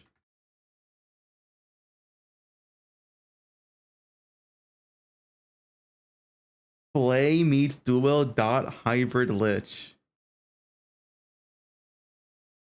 Is this it?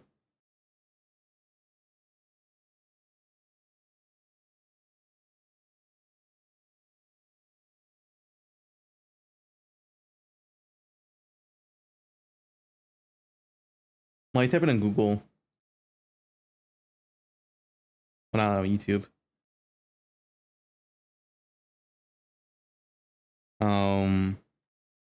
What's this? Kind of cute. Oh wait, it's a video. Wait, 14 minutes, 1 hour ago. Wait, let's watch this. You guys down? New video.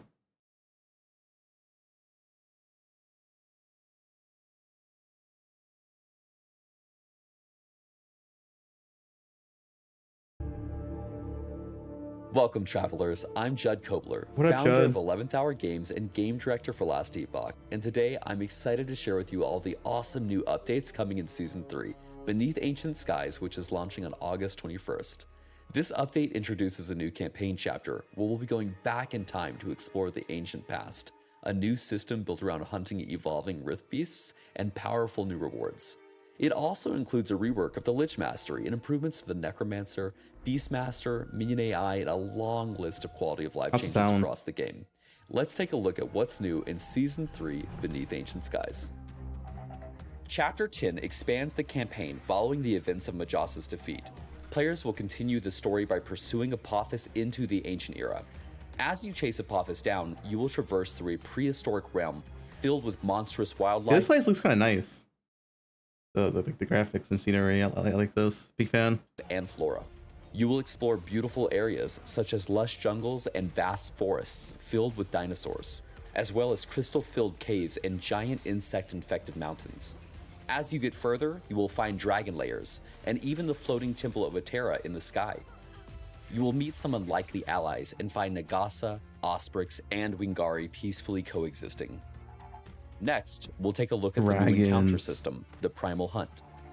Throughout the campaign and in-game, you'll encounter mysterious rifts, gateways into the Ancient Era. On the other side, players will dive into deep caves, where they will find the rift beasts and their nests. After defeating the beast, players choose one of the hatchlings to spare, which grants future rift beasts a new evolution. Evolutions add new abilities, body parts, and rewards to the next generation of rift beasts. As you continue on your journey, you will be ambushed by the evolved rift beasts until you eventually find another rift back to their lair, where you can continue to evolve the current lineage. It is some doctrine. By defeating evolved rift beasts, you will earn trophies in the form of primordial materials, ancient bones, and, rarely, one of a few select primordial unique items. You can also trade your primordial materials with a friendly Wingari hunter, Scarven Bloodhorn, for primordial uniques and runes of evolution. Oh, new items, dude? Wait, let me see items. Scarven Mask of Indifference. The image reflects. What are these roll ranges? Holy. You're immune to blind, bleed, slow, chill, shock, and stun. Stun immune. Wait, stun immune is like actually so rare in this game. It's like impossible to get.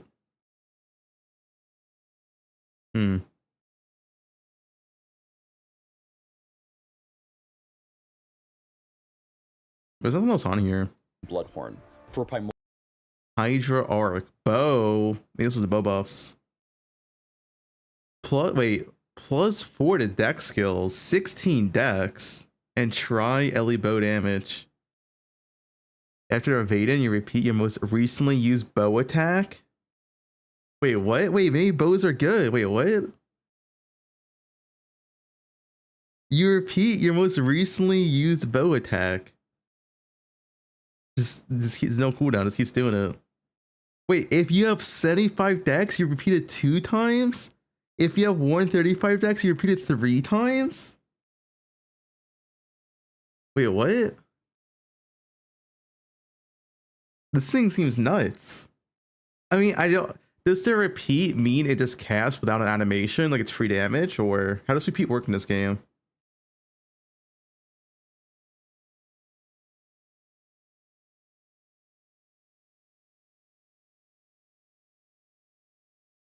This bow seems nuts.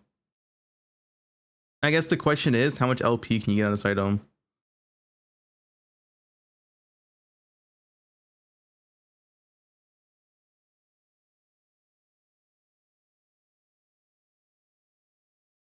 No, I'm pretty sure you can repeat on at least one enemy at all times.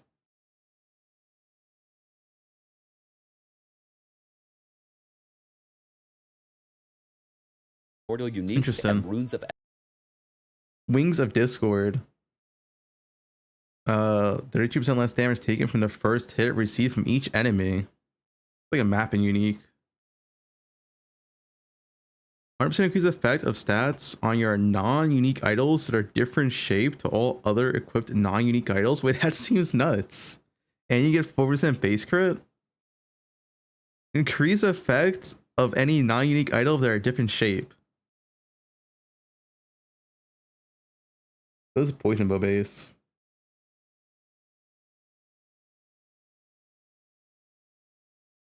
That's almost like a Dorn for idols.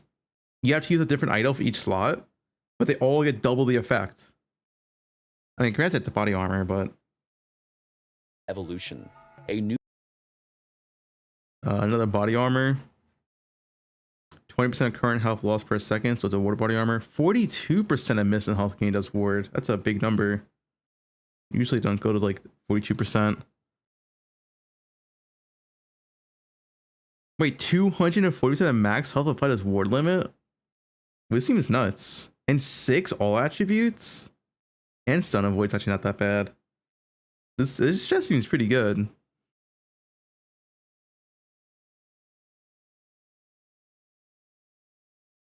New rune used to craft primordial.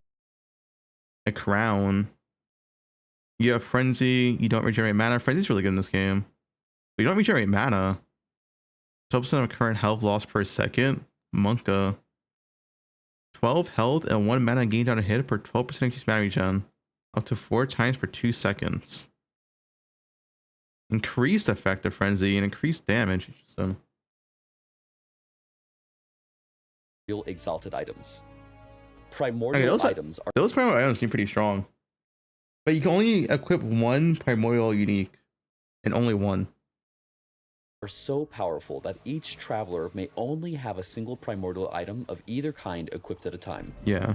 Over 30 new uniques have been added in this patch, including 25 primordial uniques. Some highlights include Carrion of Creation, Gloves, 110% chance to inflict bleed on a hit. 100% of ignite, frostbite, all the elements essentially. So all the 8% chance gets converted to bleed chance. Wait, that seems pretty strong. So you can stack chance of anything, frostbite, shock, whatever, it all gets converted to bleed. And you get bleed explosions. 27% chance to explode. Oh shit, dude, you get bleed pops. And it has a percent chance, 70% chance to inflict bleed on hit per stack of bleed on the enemy. Wait, this seems kind of nuts. Wait, what? 70% chance to inflict bleed on a hit per stack of bleed on the enemy. Is this 1400%? 1400% bleed chance from gloves?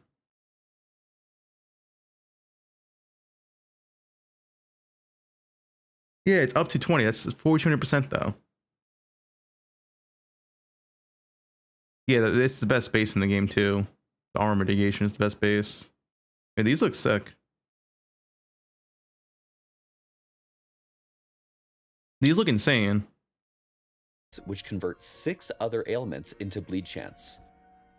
True Sight Glass, an critical strike chance above 100% gives you a chance to deal deadly critical strikes. I assume deadly crits is double crits. You'll probably say in a second. Oh wait, it says right here. Deadly strikes counts as critical strikes, but have an additional 300% critical strike multiplier. Yeah, that's quite a bit. You get some crit multi. Oh, it actually caps you on crit avoid. That's actually pretty good. They pretty much caps you on crit avoid, I assume. amulet that unlocks access to a second tier of critical strikes. Also, it's the best base. Less damage taken over time. Blossom of Immortal. Wait, 100% of void damage taken as fizz, necrotic, and poison. And it makes armor apply damage over time and gets 7 to 2. This thing's nuts. You can take 3 elements as fizz. So then you only need fizz and element to resist, and then you can get more fizz to reduce void, necrotic, and poison. Yeah, this thing's kind of nuts for like defense purpose. Stone, an amulet that converts all void, necrotic, and poison damage taken to physical damage. Yeah, all of them are nuts. And Tyrant's Skull, oh. allowing minions.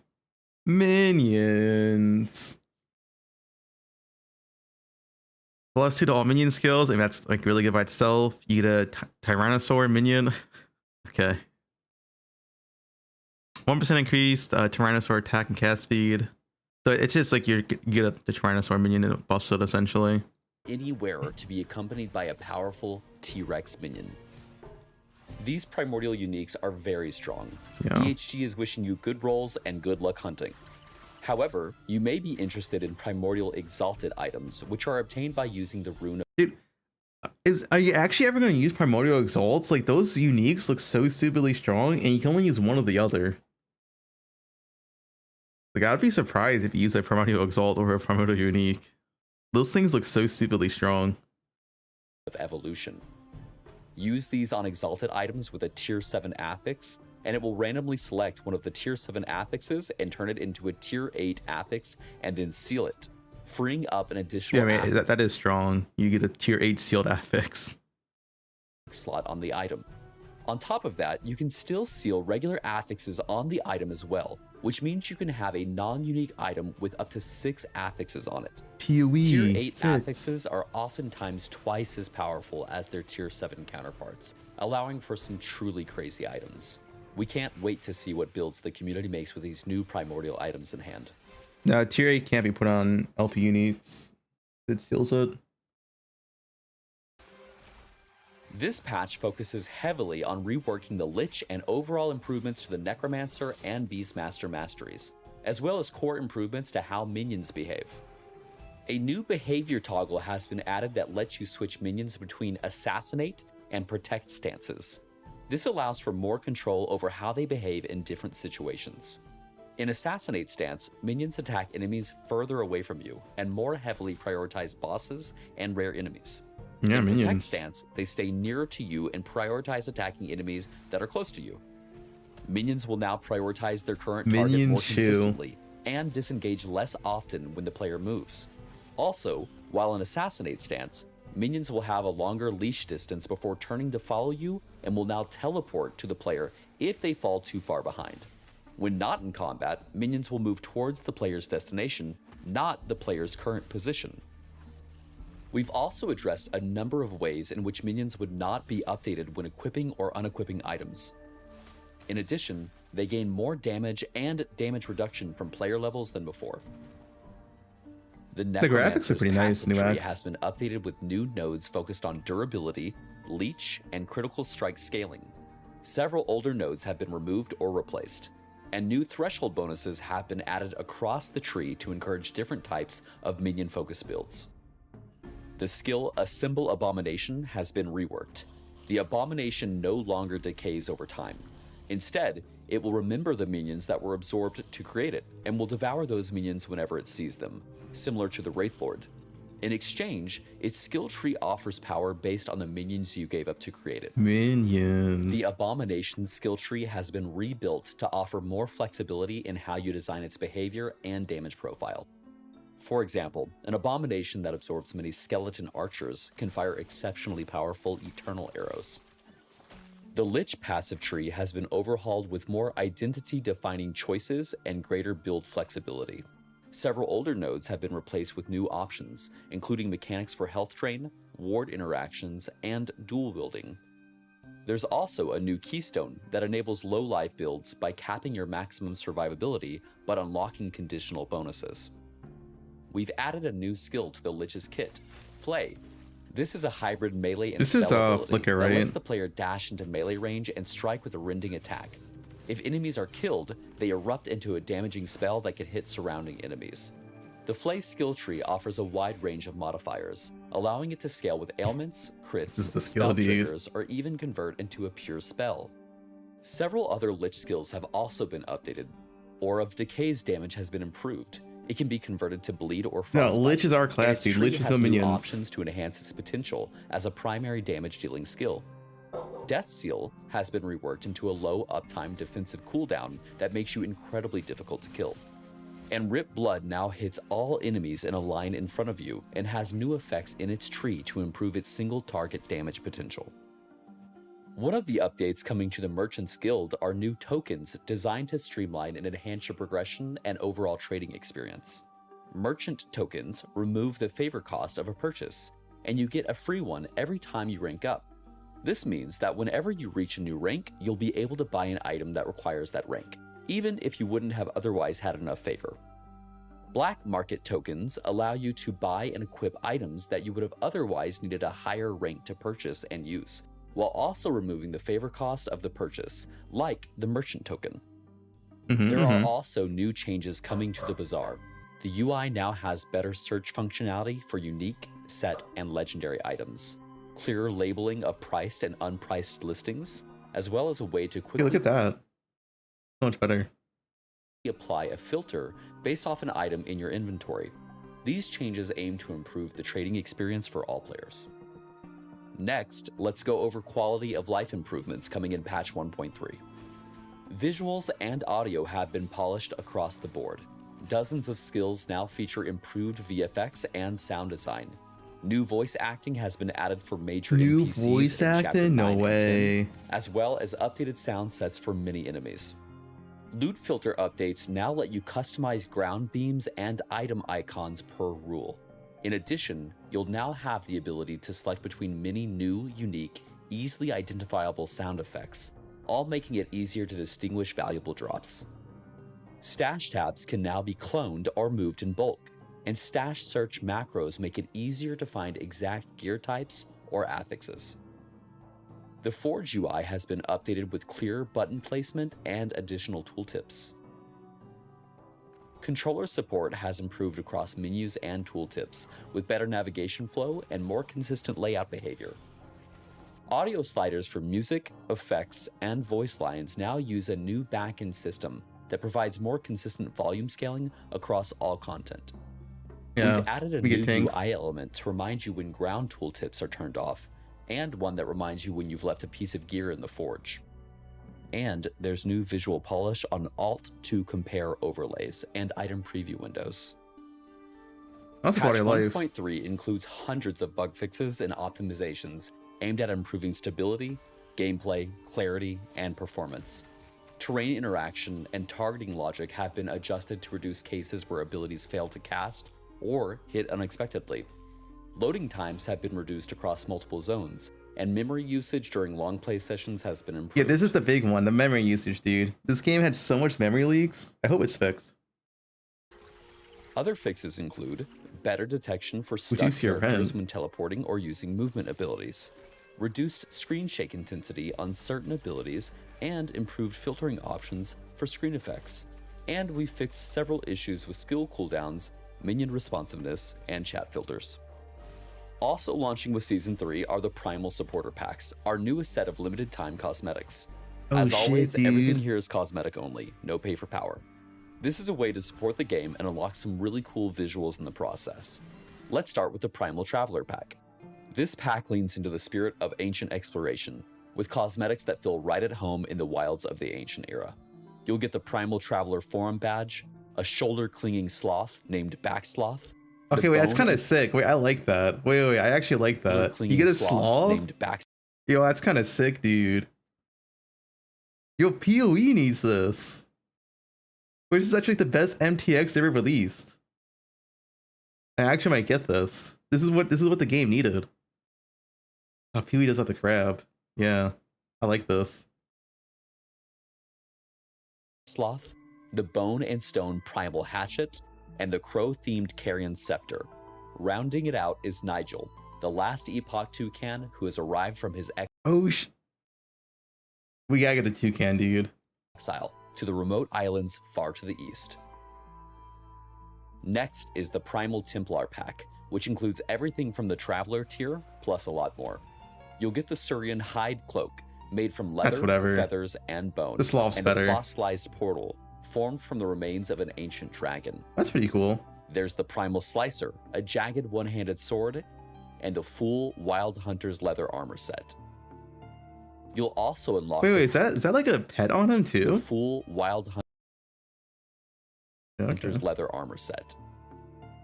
You'll also unlock the Primal Soul Evade effect, which leaves a spectral dragon tail trailing behind you, and the Earth Shaker footprints, with each step pounding the ground into golden tremors. And of course, it includes the Primal Templar Forum Badge, and a bundle of Epoch points to use in the cosmetic store. The Primal Vanquishers pack expands your options even further and includes everything from the Traveler and Templar tiers. This one takes a darker turn, think ritual magic and forgotten power. It comes from the Carrion Caster two-hand staff, Dude, the sloth one's the best. and complete Just Carrion saying. Herald armor set, and 2 effect cosmetics, the Dark Pursuit Evade, which trails crimson energy behind you, and Ritual Footprints, which inscribes glowing runes into the earth. You'll get the Carrion Caster's Cape, a low-hanging back cosmetic. Dude, you can't like give the sloth out first and then like show these other cape cosmetics, because the sloth just beats all of these. You know what I'm saying? Feathers and a rune-marked The shield. best MTX is the cheapest Ritual one. portal pulsing with ancient sacrifice. You'll also get the Vanquisher Forum badge and more Epoch points. Finally, the Primal Legends pack. This one better be good. This pack contains everything from Season 3's supporter packs and gives you even more exclusive rewards. In addition to all the content from the Primal Vanquisher, Templar, and Traveler tiers, the Primal Legend pack contains the Marble and Gold Temple Knight Wings, the Atera Portal, and the Crystal Edge Temple Authority Sword. You also unlock 2 exclusive pets, the Curious Disc Riding Temple Familiar, and the Floating Sentinel, known as the Temple Attendant. And it doesn't stop there. You'll also receive the massive Temple Aegis Shield, the full Temple Knight Armor set, the Whispering Wind Evade effect, and the Atera's Path footprints which shimmer beneath your steps. These supporter packs are only available for— I will say, these are the best MTX they've made so far. For a limited time. I feel like last league's MTX was kind of mid, and the first league was also kind of mid. These are actually pretty decent. And can be picked up through the in-game shop or on Steam. And as always, thank you for supporting Last Epoch. For more info on Season 3, please read the full patch notes on the forum. On behalf of the entire team at 11th Hour Games, thank you for being a part of this journey. Your feedback, support, and passion continue to shape the game and our studio. We'll see you in Atera for Season 3, Beneath Ancient Skies on August 21st. Actually, the MTX is kind of cool.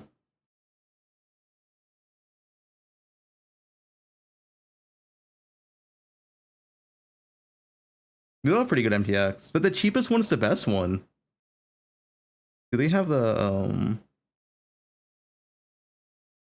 where's the MTX at? Can I see a website? Surely it's here, right? It's on Steam. I'm not sure anything. Steam. Come on, I'll leak, you know what I'm saying? YouTube? Was in the description? This? No, this is something else, right? Oh, here.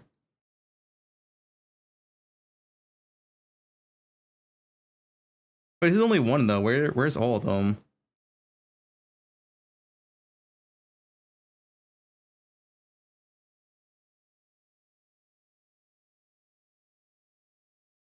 Dude, this is the best one.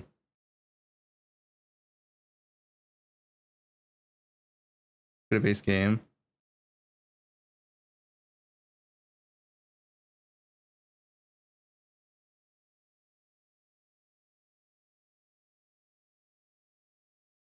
Wait, you get the slaw for $10? Wait. So they literally give you the best MTX for $10. You get the toucan and the slaw for $10. That's kind of nuts, dude. I've already brought 5.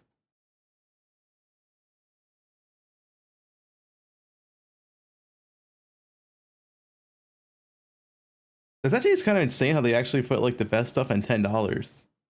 Wait, it's actually really cheap though. Not hashtag ad, but it is cheap though. They made all this shit really cheap. $60 with you everything. Like compared to PoE, PoE's fucking 20 times more expensive than this, man.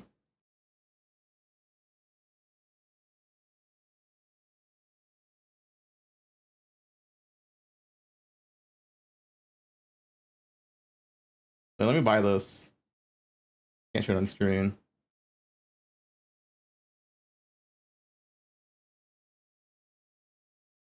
It's in game right now, right? Can I go in game? Look at my sloth pet.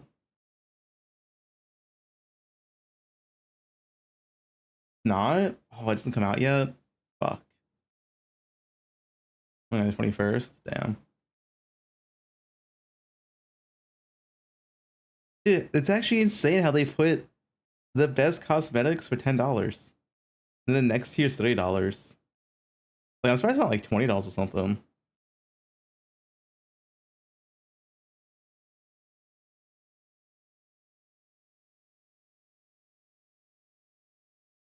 The sloth's the best. The sloth. You get the sloth for $10. That's a steal.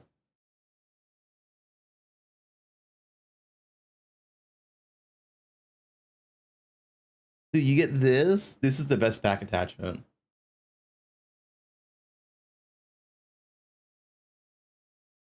Is 8 days before Pro 2 enough for you to play and have fun if you've never played? It's enough to play. You probably want everything though. If you're brand new, unless you like play 16 hours a day. That's sushi on my back. Yeah, it's sushi. Dude, he's sleeping. Look how cute he is.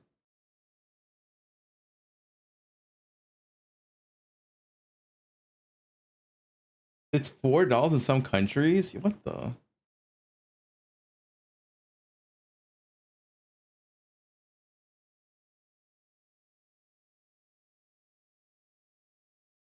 Yeah, but this is cheap as fuck though. Like, dude, I would buy the sloth alone for $10 in the store. You know, like I brought the crab MTX for $20 in PoE. The sloth MTX alone is for $10. Insane value.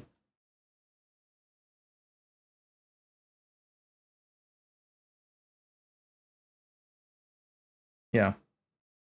You know, a big W on the MTX at least. We were saying that last Epoch needs better MTX, and this MTX is a lot better than their previous ones. Okay, the toucan is cool as well, but the sloth's better. You also spent 5K on Torchlight. I played Torchlight for 2 weeks, over 2 weeks. All right.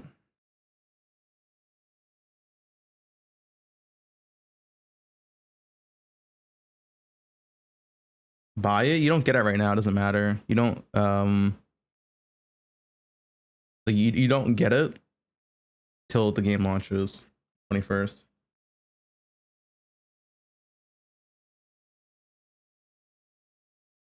Yeah, Last Epoch's not free. Which honestly, I don't know why Last Epoch isn't free. I feel like it just kind of hurts the game by not being free. Like, there's no way the ARPG being buy to play is correct when you have to compare it to PoE. I mean, yeah.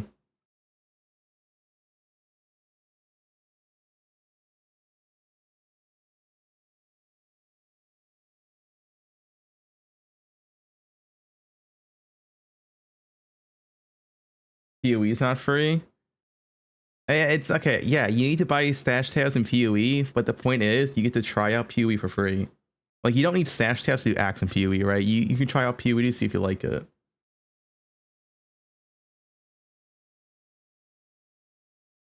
Then it's saying that there's a reason why games are free to play nowadays, because free to play games make more money than buy to play games. It's not some mystery. It's been cracked like a decade ago.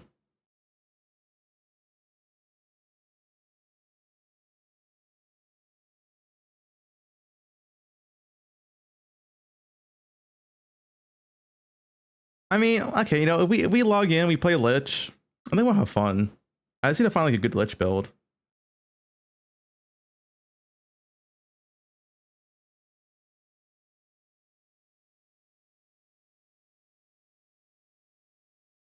Chef's Rod.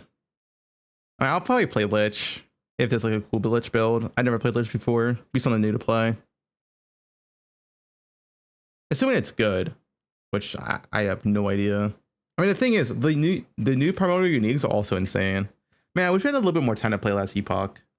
It launches too close to Epoch 2.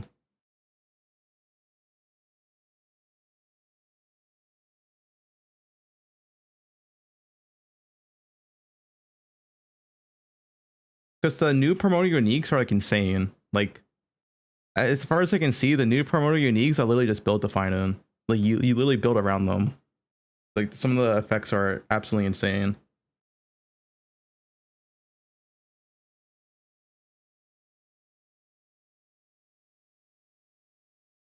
Just play Last Epoch, guys. Listen, PoE 2 is my job. You can't just skip out on your job. All right, you gotta go to work.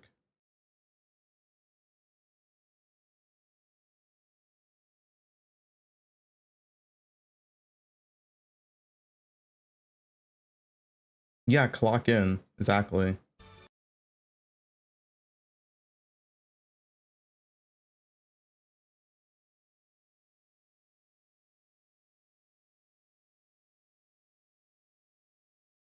Don't use the J word.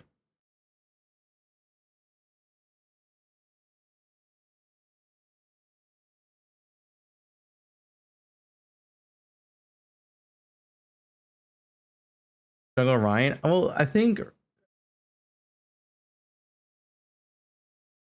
Jung Roan is he's gonna play PoE2. He's skipping like the first week or so because he's going to like fucking Vegas with some bullshit.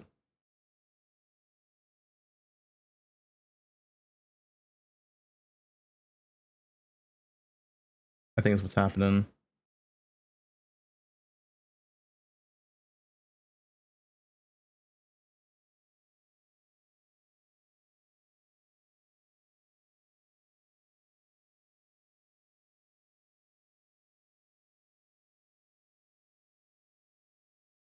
I'm only gonna play Last Epoch for like a few days. I'm not gonna play for that long. Because PoE2 is coming out. The PoE2 reveal is also before Last Epoch launches. The PoE2 reveal is on the 20th.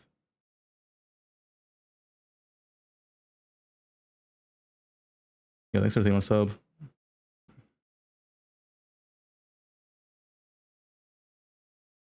That's why I don't know how much time I want to invest into Last Epoch because I'm not playing that long.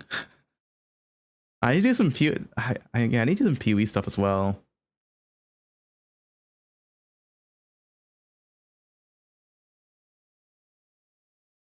The PoE2 to be a big patch, light patch? No idea. Money hungry streamer.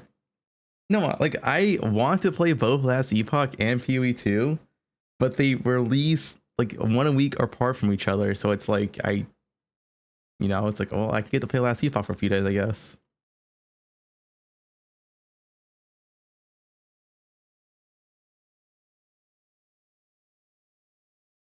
Yeah, I'm not practicing PoE2 story. Like, I don't even know how much I'm going to practice Last Epoch, to be honest. Like, I want to stream, but like, what can I even stream, dude? Fucking Last Epoch campaign practice.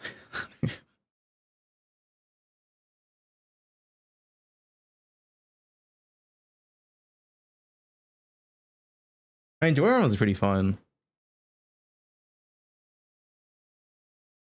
Download some dating sim. Any recommendations? Yeah, I'll probably just play Lich.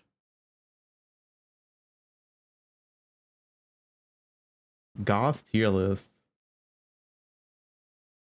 No, I don't play League anymore.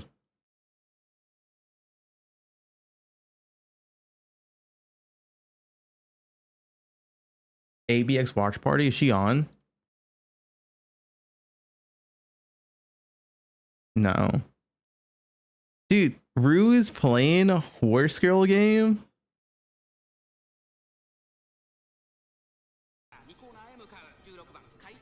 What is this, Rue?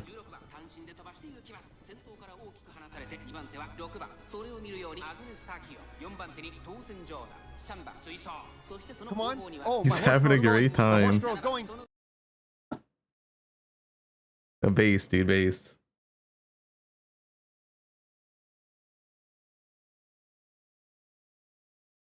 That Torchlight's fun as fuck, dude. I can't wait for next Torchlight place. Torchlight season.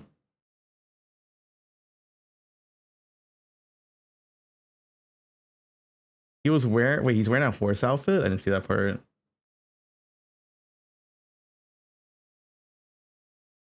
Answer your question? No, I don't play Valorant. I'm not playing 5 hearts under one roof.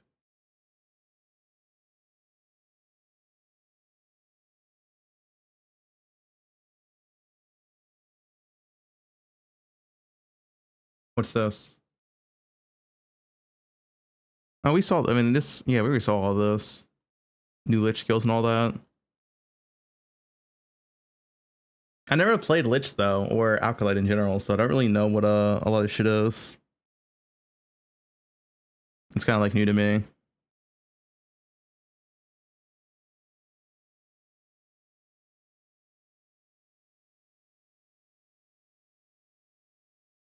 I played Warlock. Oh, I did play Warlock. That's right. It was it was bugged and busted. Yeah.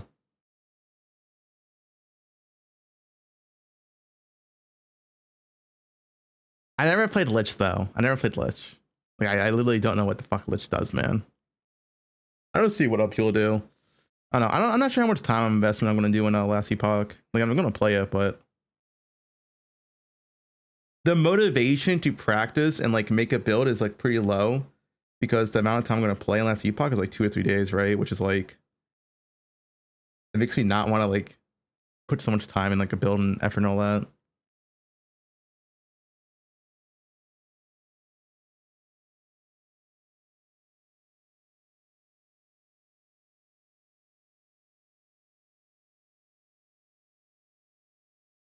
PoE 2 is gonna flop and you'll quit in a week. Dude, guys, I'll try to play PoE 2 for like a month. All right.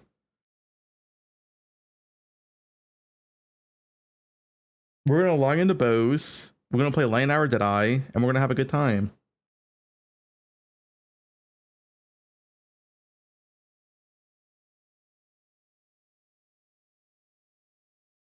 If PoE 2 is bad, we're gonna play a gotcha game. I'll let chat vote which gotcha game we're playing.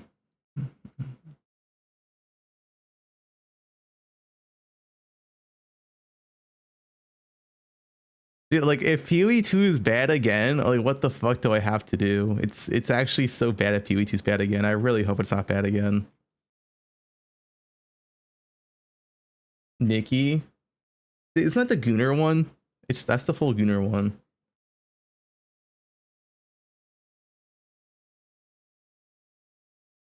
If PoE 2 is bad again, you're done to 1.0. What was bad about it? What, PoE 2? Last patch was like really bad for PoE 2. They did fix a lot of it post patch, but it was kind of too late.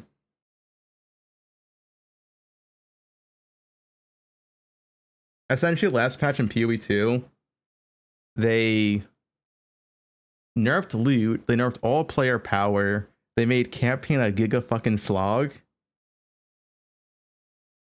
Endgame was the same, so it's like the same endgame, same 3 acts. It was essentially 0.1 but slower with less loot. That's like the best way to describe it. It was 0.1 but slower and less loot. They did.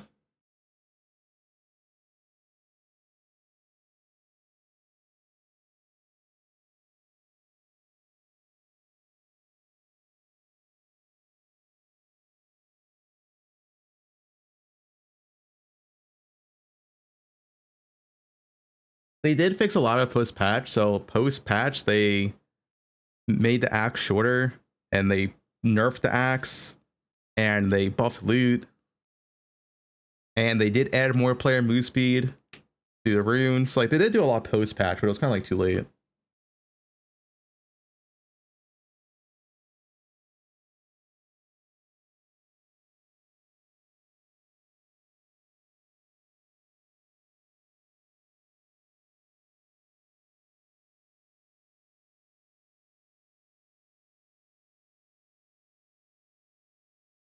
There's loot again in PoE 2. They buffed loot post patch like a month in.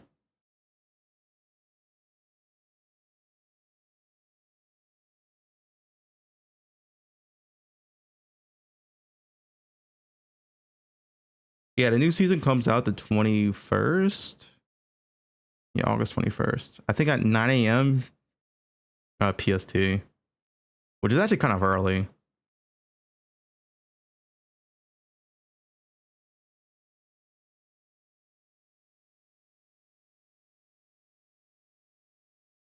I mean, I'm gonna play for a few days for sure. It's just a kind of bad timing because PoE 2 is also coming out, and I still want to play PoE 2. As much as PoE 2, Omega LOL, whatever, I still want to play it. You know, see how good it is. Play it. Hopefully, at least play it for.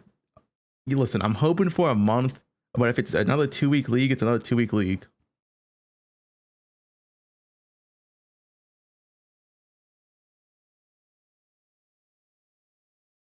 So guys, let's wait for the reveal. All right. So this is the timeline. PoE2 reveal is on the 20th, and if the patch notes aren't delayed, the patch notes will come out. And the next day is last Epoch launch. So we'll play last Epoch for like Thursday, Friday, Saturday, probably at least 3 days, maybe Sunday, and then we'll do like PoE2. A nice like 4-day PoE2 into I may only play for 3 days. We'll see.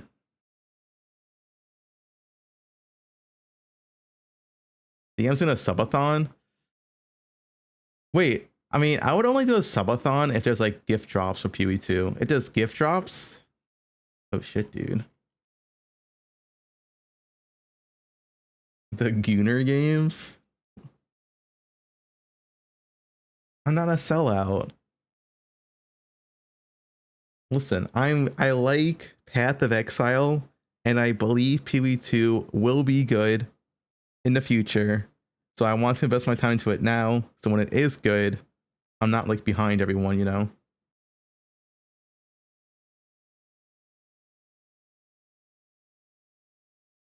Like if you think PoE2 is going to be good in the future, then you like would want to play it at least for like a week, just so you keep up with the game.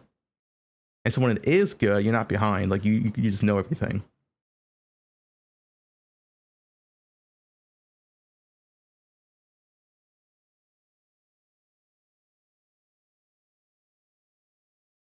All my friends play D4 at batch us about it. What batch us about D4?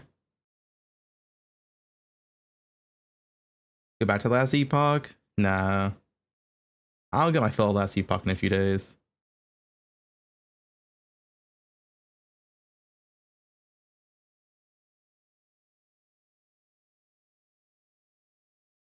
Hates 2 stream. Dude, if PoE2 is bad, I'm gonna play a gacha game. I'm gonna be a gacha main. Fubgun gacha.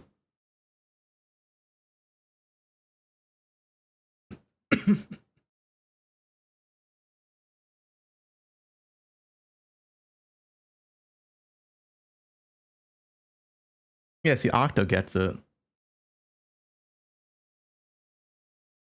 Lost Ark? Is Lost Ark a gacha? Like, I played Lost Ark. I don't think it was a gacha, though. It was just straight up pay to win. You think Last Epoch's worth the full price? If you like ARPGs, yeah. Like, you can definitely get... Like, if you never played Last Epoch before, you can definitely get, like, a nice... Like, 100, 200 hours out of the game. Easily. First time player.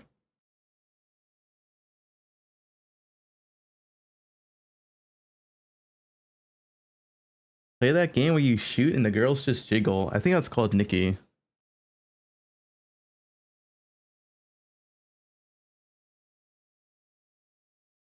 Argos? What's Argos?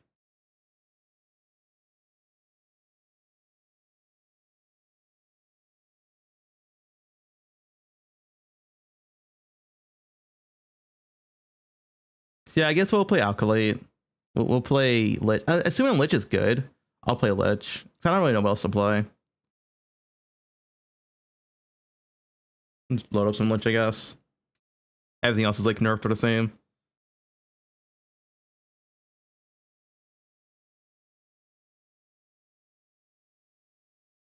YouTube chat's dead. Yeah, YouTube chat's for the VOD experience, and also YouTube gets less views than Twitch. I just stream on YouTube to have the VOD saved.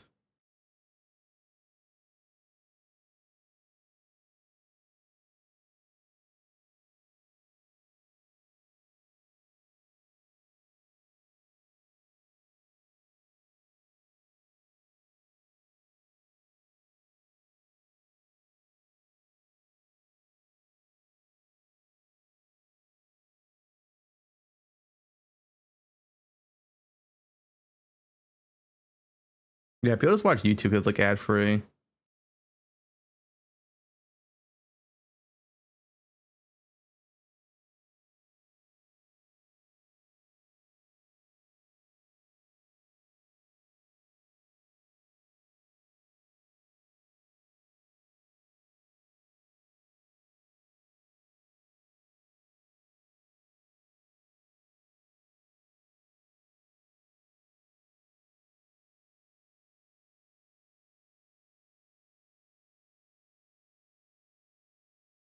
We got a magic wand. What do I fix in PoE2? Towers. Fuck towers. 2 classes in PoE2, maybe. And what now, dude? I don't really feel like practicing last Epoch like a week out. Dude, I have like nothing to stream though. This shit sucks.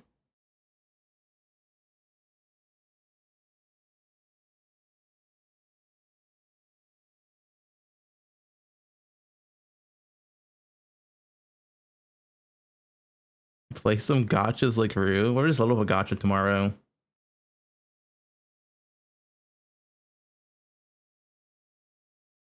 Nah, I haven't played Lies of PDLC.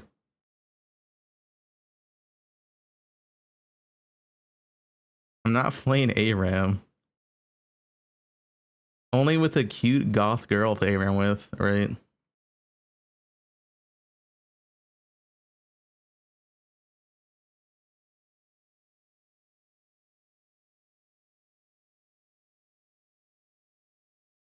I didn't quit. No, Rue rage quit chained together because Bob 5 would just fall off every 5 minutes. And Rue had enough and he just rage quit. And said he's never going to play it again.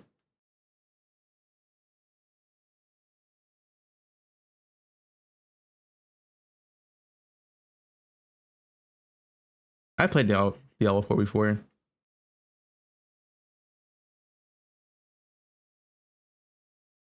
Play Quinn's new AI ARPG. Is it done?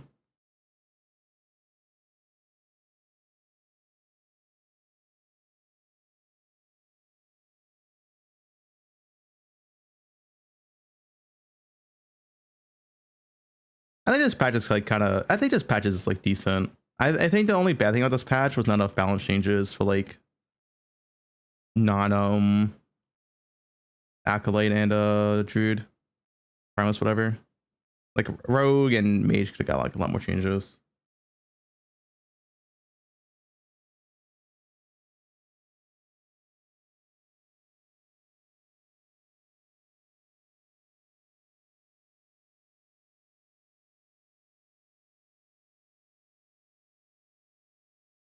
Fear and Hunger.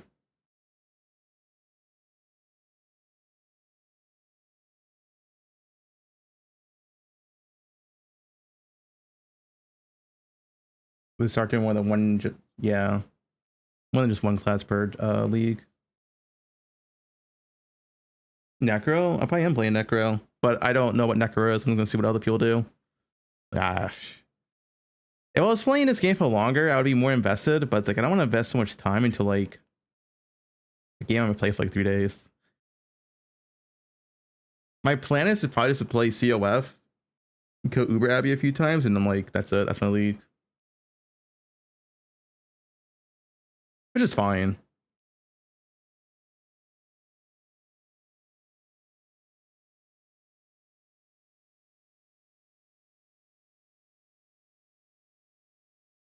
We'll play some what other people doing? Any last Epoch enjoyers?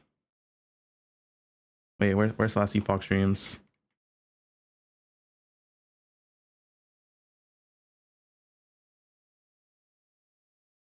Me and MP. Eric. Lizard. Corn underscore. Yeah, VK Slams is getting nerfed. Is Snap streaming?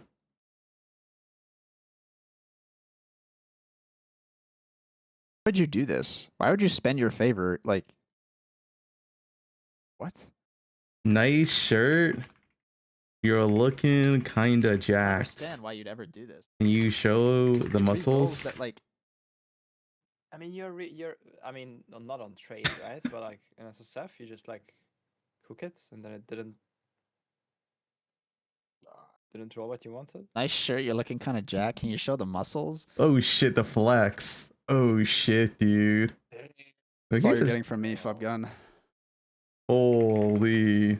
Yo, Evie, watch out. Fubgun's coming for your man.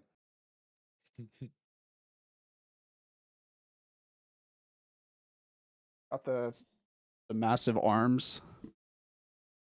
Yeah, he has some muscle. People thought Snap was just some Are you nerd. playing No, he's a Fubgun or are you nerd playing with PoE muscles. too? I'm playing both, yeah. I mean, there's like a week in between.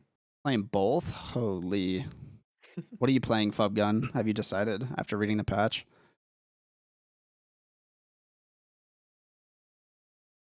You can reforge Weaver Idols. Reforging Weaver Idols, reroll its affixes. I'm gonna Okay. buzz. Necro or some shit because nothing else has changed. What do you mean nothing else has changed? They nerfed a lot of the really broken shit. Yeah, but Fob only plays the broken shit. Last Epoch tools. I guess it is a little bit nicer to read on this. It's gonna go shatter again? Of course you are. Alright, new loot filter. They added beams and sounds and shit.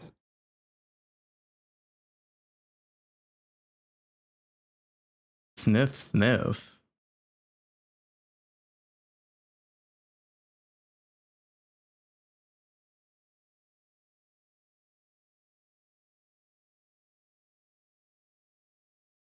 What are you guys playing? Oh, you're all logging in Necro? Is that the coolest thing here? I mean, this skill's kind of cool.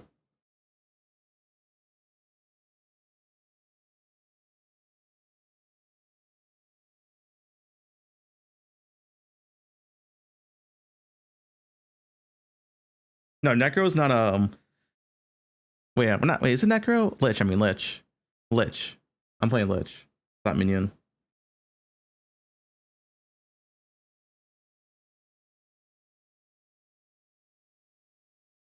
No minions. Lich looks kind of cool. Play some Lich or some bullshit.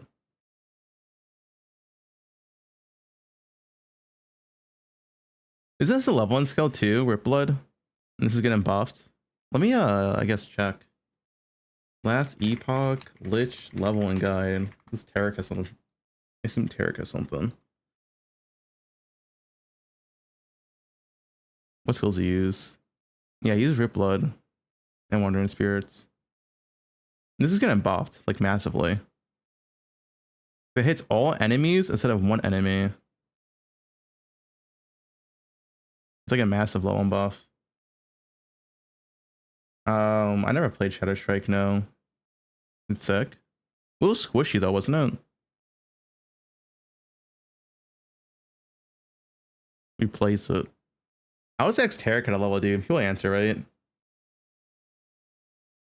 Tarek probably doesn't need level roots. Rockshot today was bad. Yeah, but I got buffed in the patch notes. So like, it doesn't really matter how it is right now. It got buffed massively. It hits all enemies now instead of one, which is like, and they increased the damage on single target. So they fixed the AoE of this skill and they fixed the single target. They double buffed it. I mean, I could probably find it in patch notes.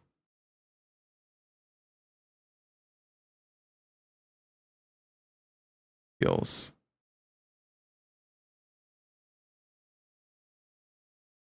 Hello? Go? What is this, dude? Let me see it. The transform? Is the transform's pretty good. Yes, now hits all enemies in front of you, and each enemy hit still creates an orb of blood. And then they buffed all the passives in the skill tree. Like literally every passive got buffed. And they also increased the single target damage of it.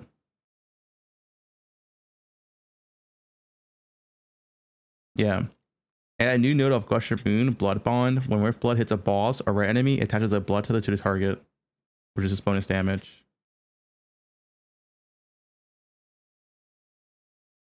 So they like massively buffed the skill. And like every single pass, as far as I can see, got buffed.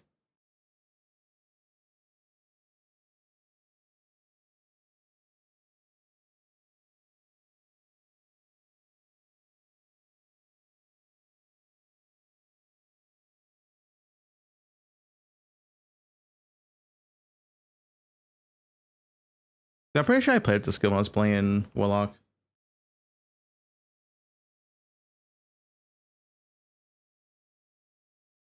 But you just play this for leveling. It's not like your end game skill, but it should be like really, really good for leveling now.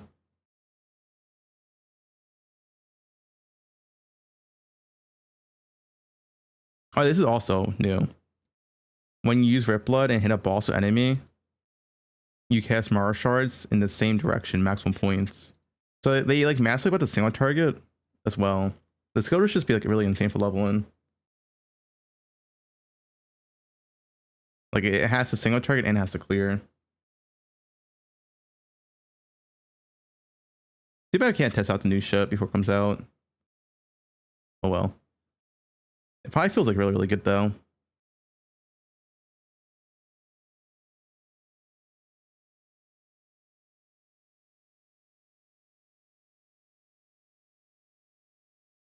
Not level. Yeah.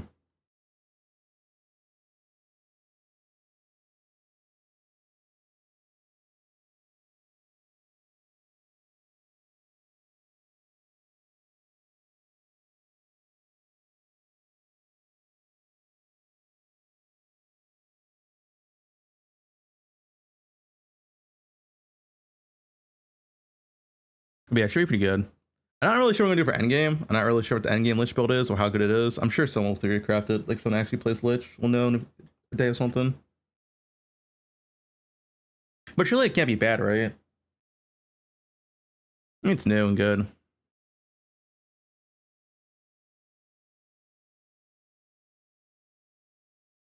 Hey, there was let me check YouTube. There was the Spell Strike shit. Spell Strike.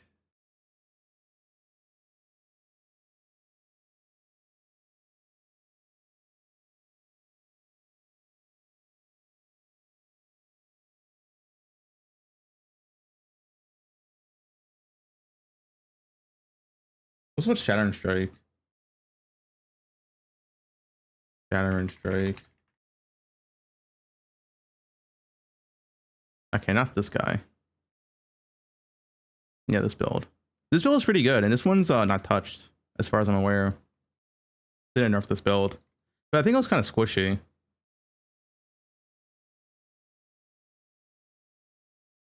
Frostclaw. Wasn't Frostclaw nerfed last patch?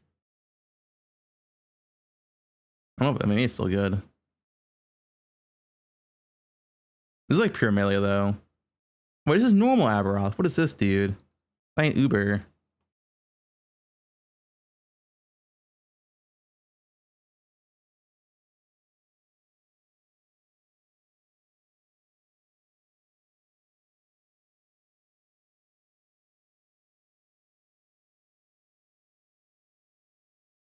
Like 3 minutes is pretty good for Uber Abbey.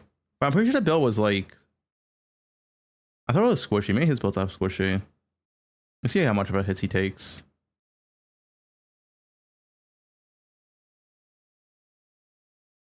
But this build was not touched. It was pretty good.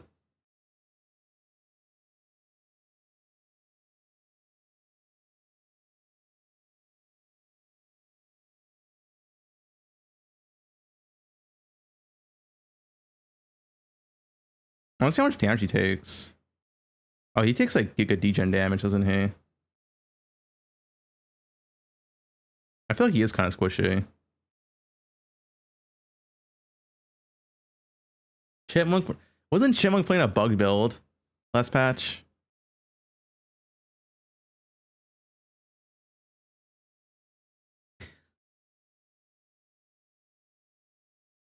Yeah, he is actually kind of squishy. That's like the downside. I think we just log in a Lich.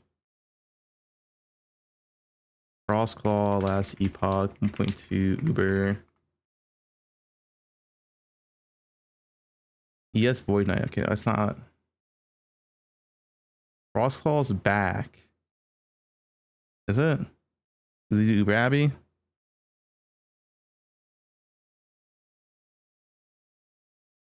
You're not built for this. Shut up, Sirad. Why is YouTube so shit? Wait, it's me. 3,000 corruption. That's pretty high. Was that 3k corruption on my Void Knight? I don't remember. But 3k is pretty high.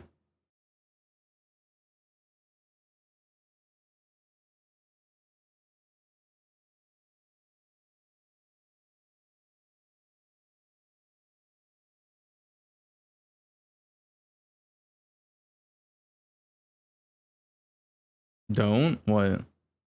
1k corruption. In 1k is like whatever. Any good build gets 1k corruption.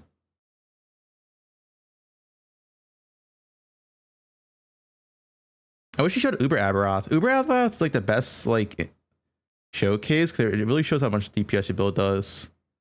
Like, why does he not show Uber Abby?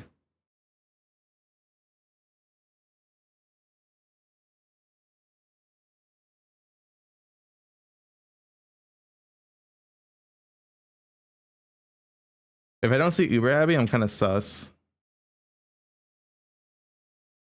Uber Abby's like a really, really contested build.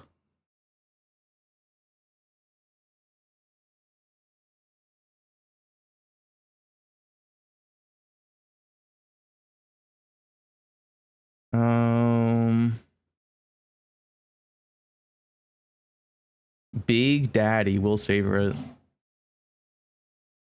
Will loves this guy.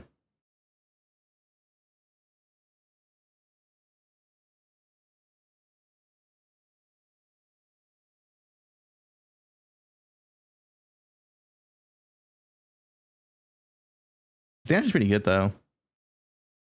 I think. Wait, did he not kill it? Wait. Okay, maybe not. Wait, did he just like stop? What's the point of the showcase? He didn't kill it. Wait, what? He didn't even kill it.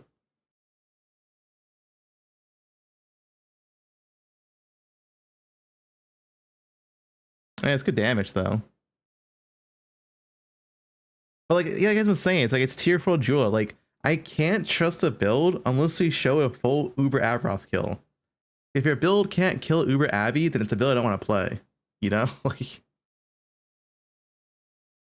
I need to see Uber Abby. Wait, Ice Detonated Arrow one shot Uber Aberoth. Is this the build? What up, Denny? Do you play last Epoch? I have no idea if you play. Is this the build? You can just one shot Uber Abby? I'm not playing minions, man. Minions, Doc, leave.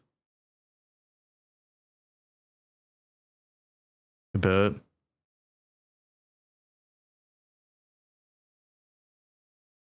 What is this build? Guys, is this nerfed?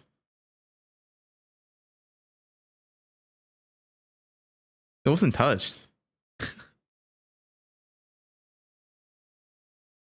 Doesn't work in echoes. That's the issue.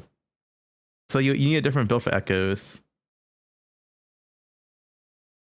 Offline mode. Is he like full LP gear? Hey, what's his character? Does he have a planner? He does. Let's see his character. Oh, wait, how does this work? Last Epoch. It's like the Enon planner. Like go here or some shit. Is this it? Yeah. 2 LP chest, 2 LP helmet's kind of hard to get.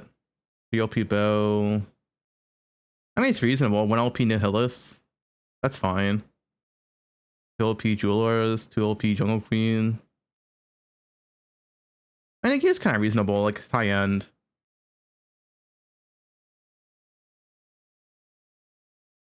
Wait, isn't that damage kind of insane though? Like, yeah, you can only do it. I see these idols everywhere. It is only for Boston though. It doesn't work in echoes.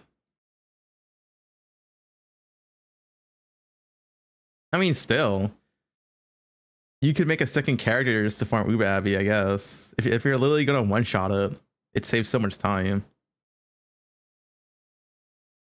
And what's like the total time to this kill?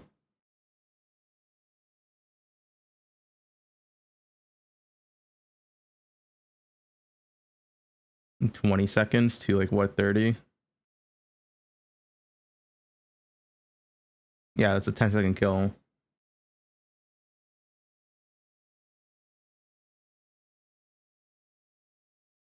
Yeah, exactly, Sarad. The thing is, though, yeah, I wouldn't play this because it's a second character only angle. You can't play it in monos. So, Tornado, Werebear, Uber Aberoth. 50 seconds is pretty good.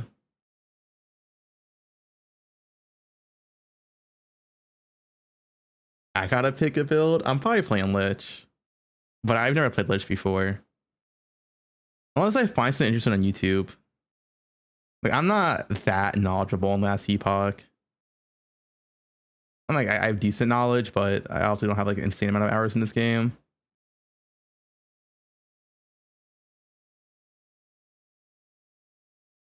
But this build's kind of sick, dude. He's destroying.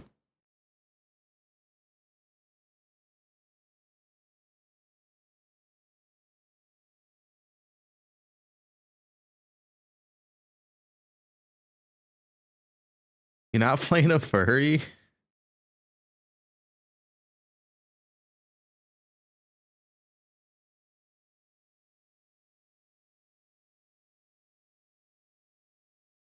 He dodged that. Got a gamer. Yeah, that's good Lich Aberoth kills.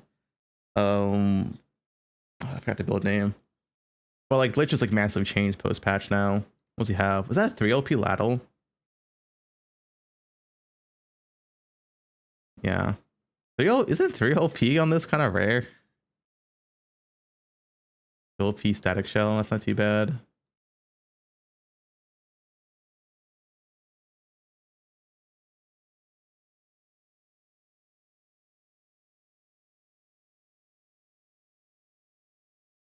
Furry arc. The LP Tempest Maul. Yeah, I mean you can actually, I guess this, well, last patch 1.2 you can dedicate farm ladles. His gear is pretty good though.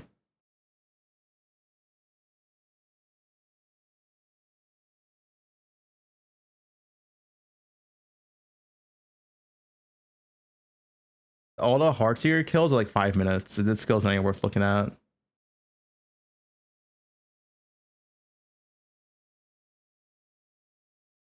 Heartseeker is like so XCD.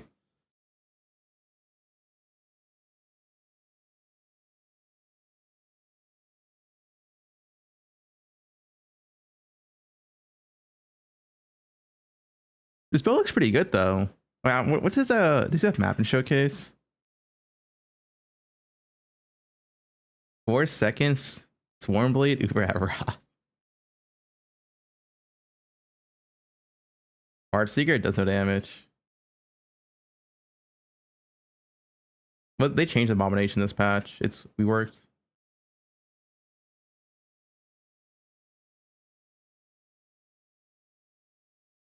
Listen, times change. We're playing Last Epoch now for a few days.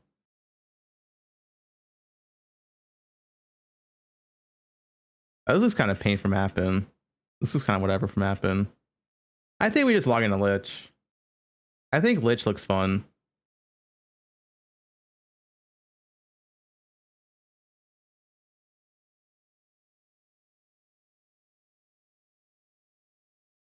My video. Dude, why does my video pop up, dude? Wait, why is this verse? Dude, what do you mean Flames? Why did Flames put verse here, dude? This guy's a fucking clickbaiter. PV2 verse Last Epoch.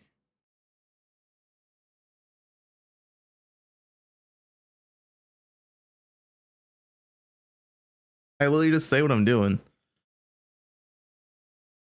It got me to watch it. Yeah, I mean, fucking Flames.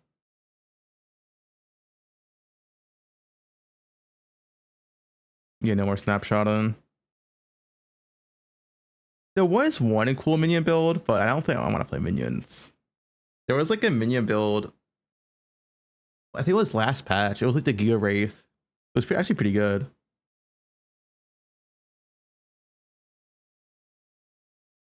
Is Reaper form fun?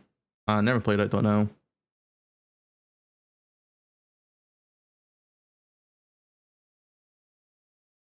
RF and Last Epoch. Yes. Daijin, Soul Lich. I don't know how this build is post patch though.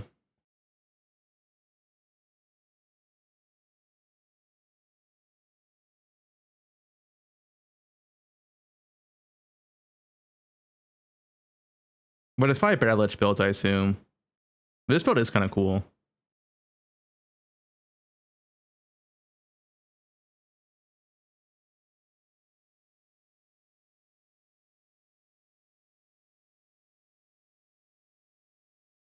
Light show. This guy's actually pretty low geared. What's a better geared person? I mean, this was the Uber Abbey. This was a 1 minute Uber Abbey kill, which is pretty good.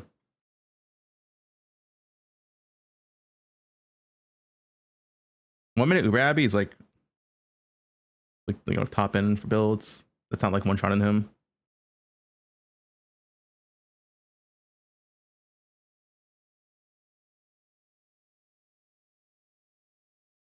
Dude, I don't know what I'm playing.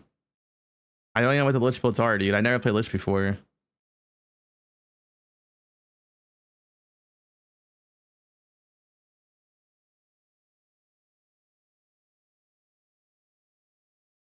First time Lich.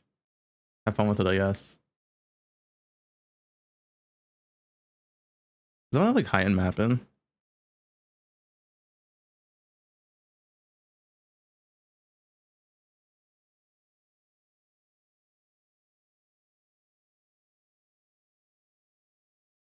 I'm not sure there's like a better Lich build past. Because like I don't know Lich well enough.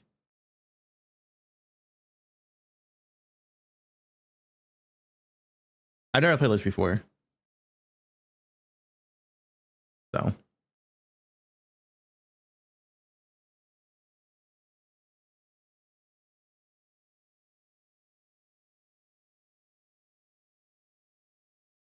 Beastmaster, Bear, Earthquake.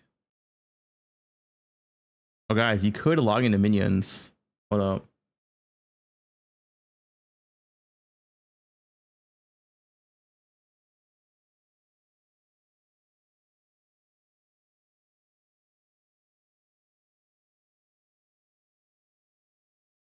Look at this build.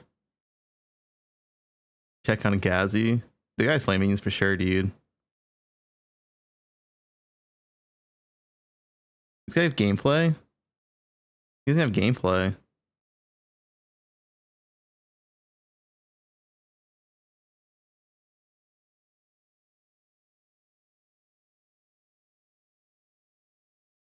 We're not playing minions though, but you could.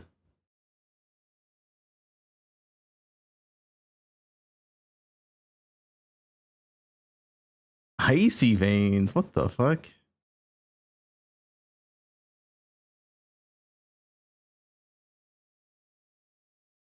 Talkative try video.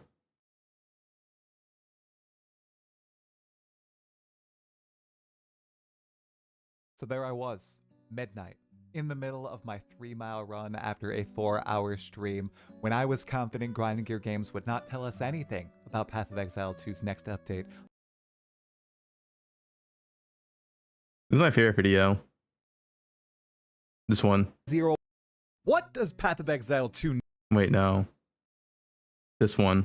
Exiles? We just received a Hey exiles, hey exiles, hey exiles, hey exiles, hey exiles.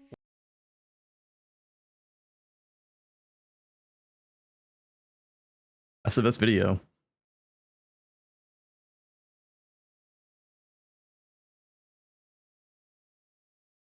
Alright, what was this? I got distracted.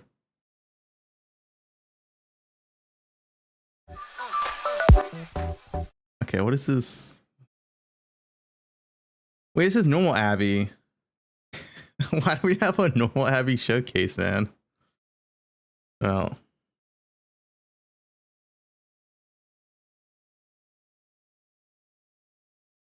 Yeah, I mean, whatever. Doesn't matter, it's nerfed. Normal Abby. Wait, build guide 11 days ago?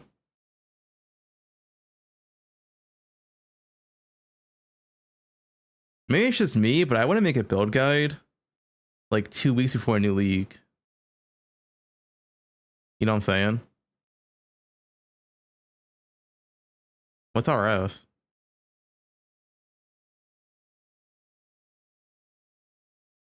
We're just playing Necro, man. Necro last Epoch. Bar decay. Is it good, this patch? Has to be good though.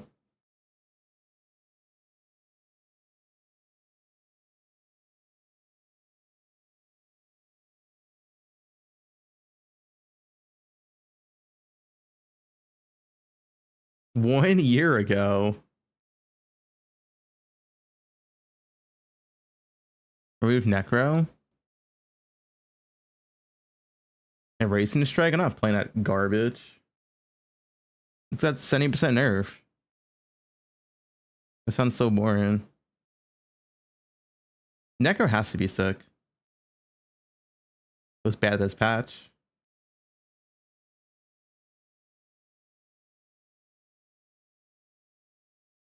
What belt, Sandstorm? Was there a belt? I mean, listen, the other Necro belt looks sick. Gain Snitch? We'll snitch it. Dude, we're playing for like 3 days anyway, alright? Yeah, they Giga Nerf Falconer. Well, they Giga Nerf Dive Bomb build.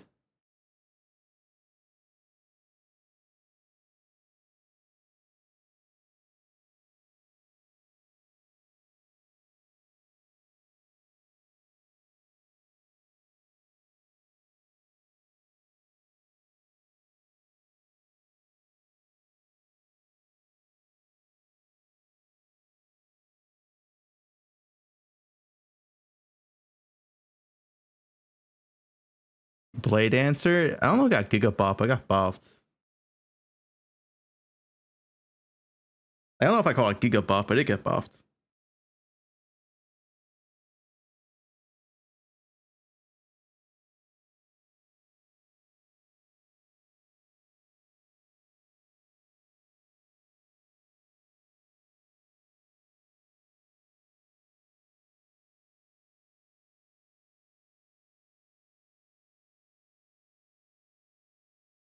Emulators obliterate. What is this? Oh, this belt? Why would this belt be we use this belt in Warlock.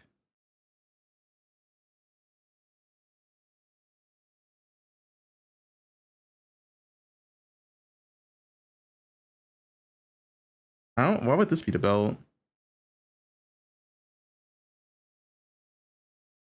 It's fire necrotic skill. I don't think it even works. I don't know what Sandstorm was talking about, dude. The fucking squirrel. The chipmunk.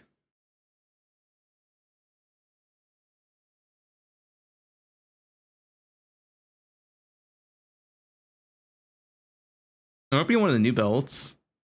I didn't see all the new uniques though. Where's the video? I can go back and check. Last Epoch reveal 1.3 or whatever.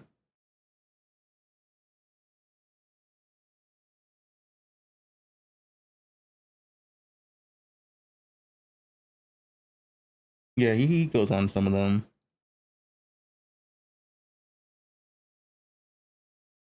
Was there a belt here?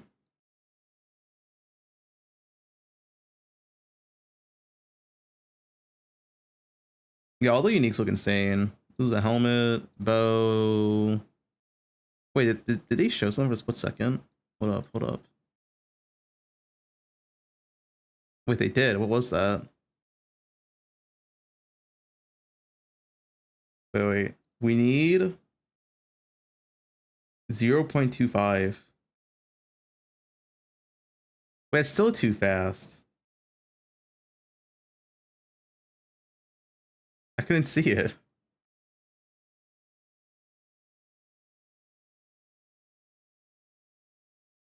Body armor, helmet. They don't show a belt, do they? No.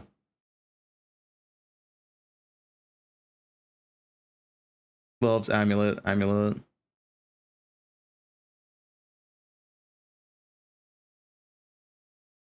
And they didn't change. They only nerfed the belts.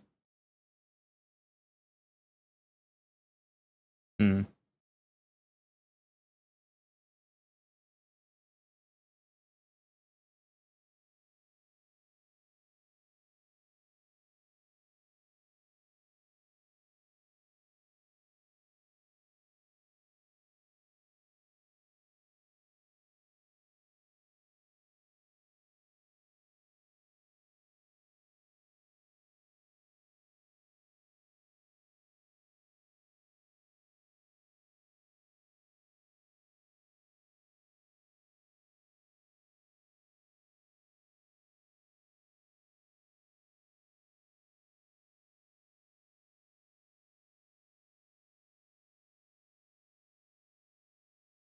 Unless they show it. I don't know if they show any more unique. I think that was it though.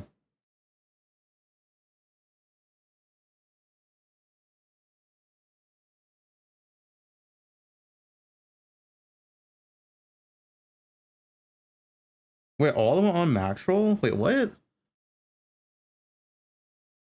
All of them? How do they have access to all the uniques? Were they not supposed to have access anymore? What is this?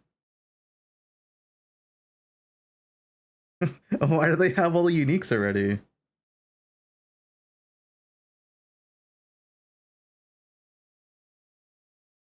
No, you can't have tier 8 mon on promo unique. It's only, I'm pretty sure it's, well, actually, wait, no. No, you can't. No. It's sealed. It's sealed. Okay, so what's the belt then?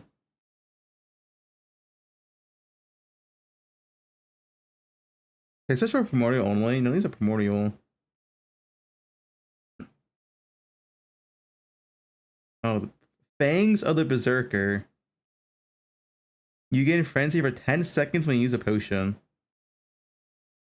More melee damage while you have frenzy, 15% more. Increased damage taken. Melee damage leaves life. It's just kind of whatever so far. 35% of health leech also drains the health of the nearest enemy.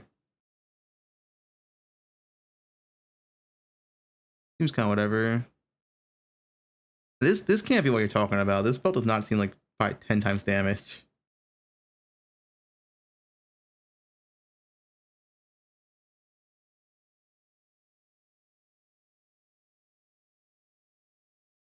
Is there another one?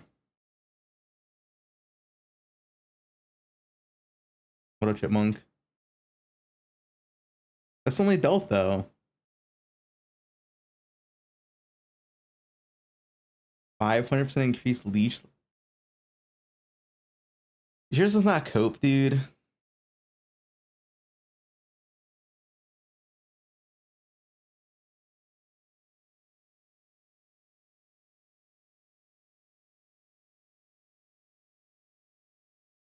One percent increase effect for frenzy per strength. I guess you could stack strength.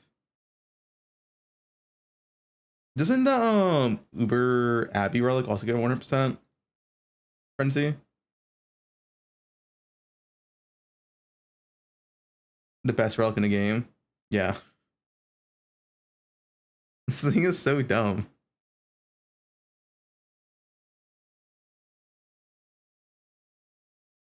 This thing is so fucking good.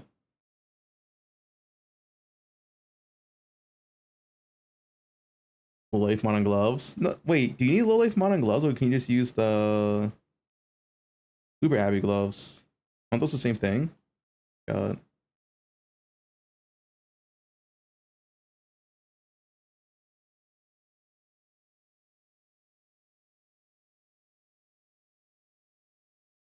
Immortal Vise. I gotta take damage for this, I guess. Wait, as long as you're taking damage, you don't leech the full HP with this.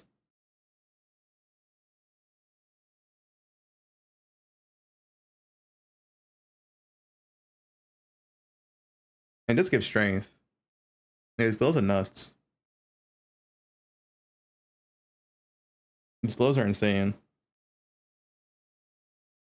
But you could just put the fucking mod on this.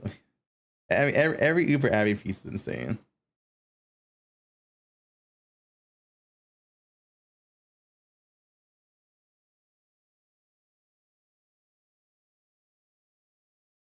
Dude, how does max roll have?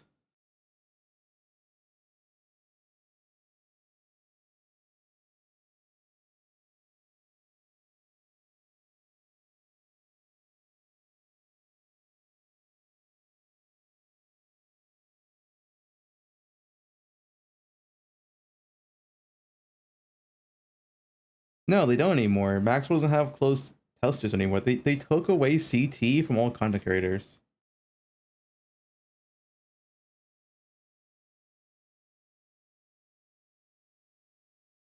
That was new this patch.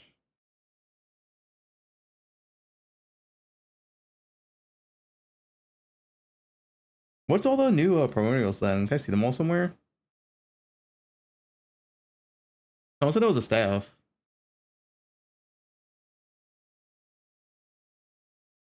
He snitched to EHG? We're playing fucking Necker anyway. It's all good. I'm not playing a racing strike again. Especially I'm not gonna play a racing strike if I need to use a belt for it to be viable. Like the new primordial belt.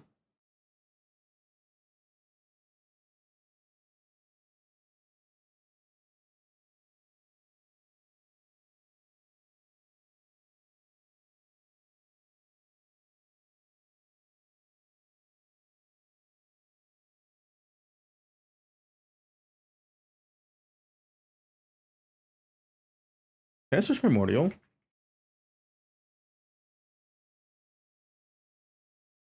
I can.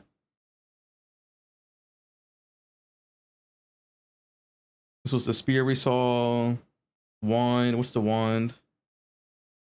+4 to intelligence skills. I'm not Necro. I keep messing it up. Lich, my bad. Lich.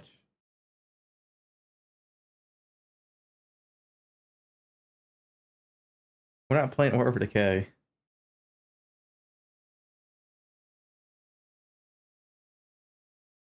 Chance to cast Flame Ward after using a movement skill.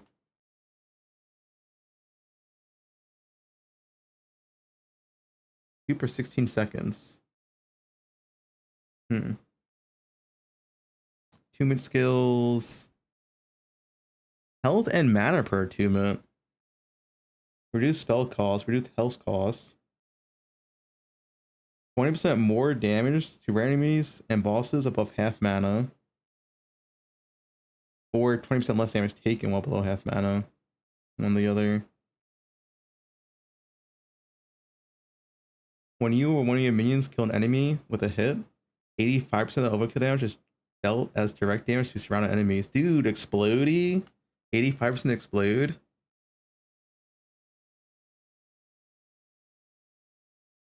%1 multi per 2 strength.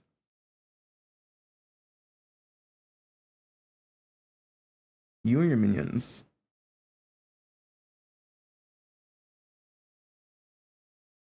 .01 movement speed for 10 decks. 20% chance to gain haste for 1 second on hit. 40% pen against all resists. This seems pretty good. You also get +4 to deck skills. +1 to fire skills, +1 to fizz skills. If you have an exalted weapon in your offhand, its stats have 100% increased effect. Wait, isn't this thing nuts? You get a 100% increase effect of your offhand. You just have to use an exalted weapon. That's insane.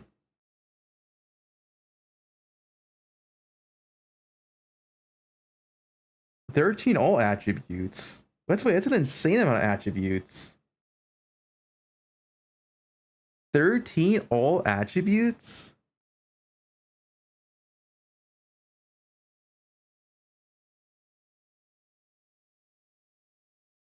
This thing looks nuts.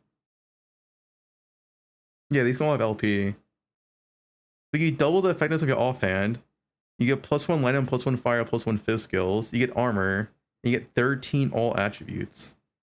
Which makes like using Red Ring free at that point. That's so much attributes.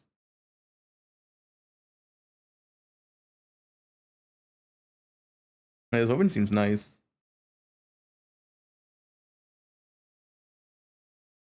That's all the promoted weapons. About all. Wait, I can use all items. No, wait, that's a weapon still. I guess I gotta check one by one.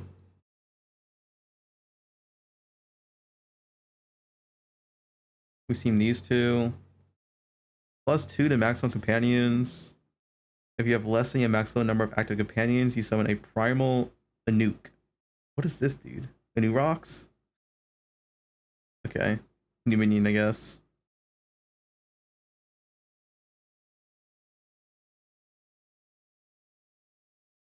Yeah, that meant to be Giga strong. These foreign moves are like, they're like built around, I guess. You pick one primordial unique and you build around it because they're all like really, really strong.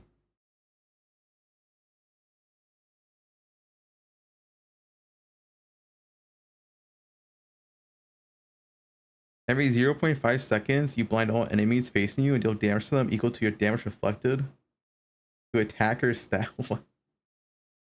Reflect chest. 40% more damage reflected to bosses and rare enemies. Dude, it's thorns.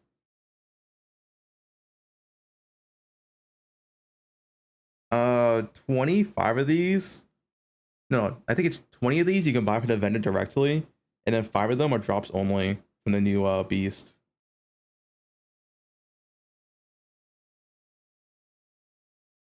And these we know.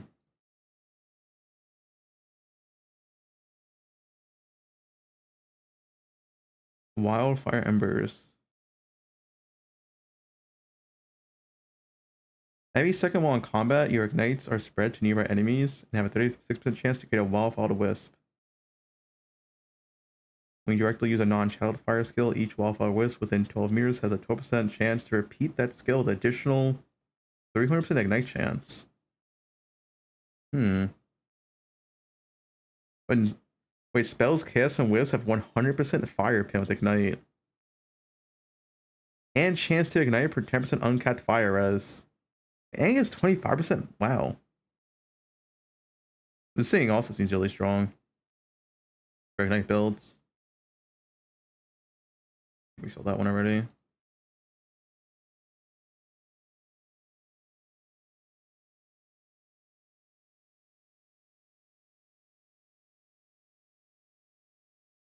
+4 to strength skills and 16 strength.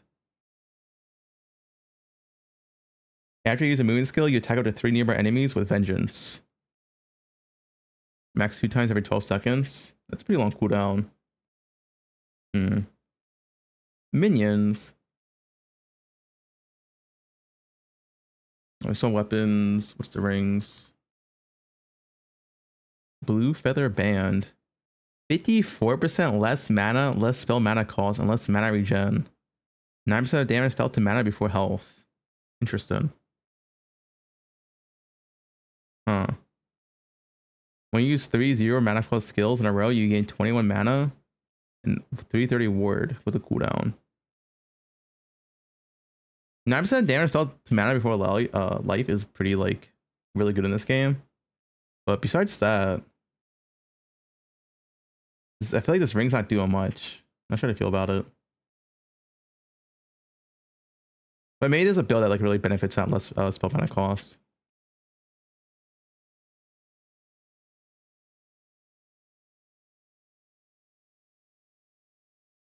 Wait, Legends Entwined counts as a part of every equipped item set. It's just fucking...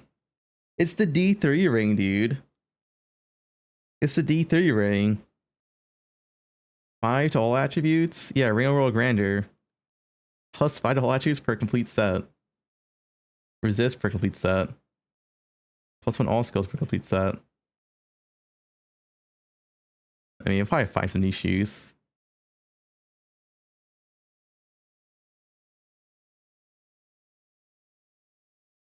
Only 1 belt, which we saw.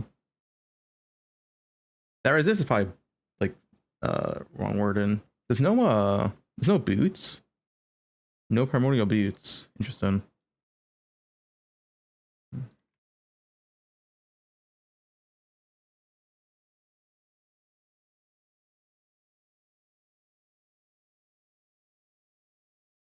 Skill level stats from legendary affixes have 50% increase effect.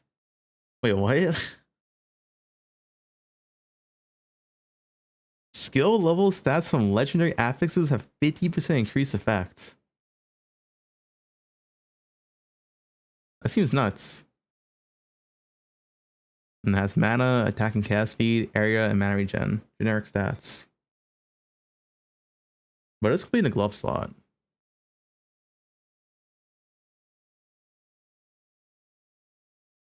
And Relic. Relic is like hard to use because like Shattered Worlds is so insane. But the Relic has to be like stupid to beat Shattered Relic. If there's one here. There's two. Yes, minion one we saw. Oh yeah, and like the Adorn shit. Stats on your non-unique idols have 60% increased effect. I mean, this is insane. 60% increased effect on non-unique idols. That's like what that actually is really insane. Some idols are like, you know, busted.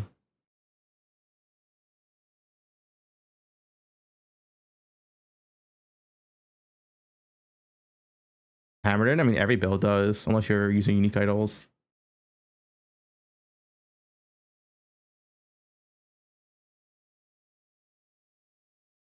LP.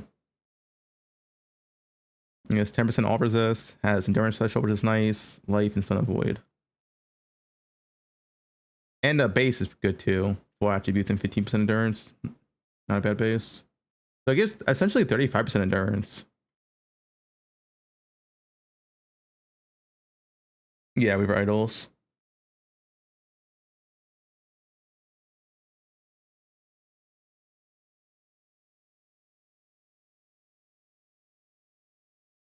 Tier 0. I mean, you can only equip one of these. I think they're like supposed to be built around these type of deals. You can only equip one of these 25 primordial uniques.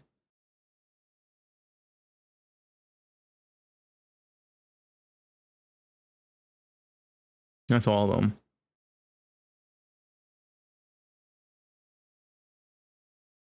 What's new in this patch? New like powerful uniques when a seasonal mechanic and like minion rework. That's mostly about it.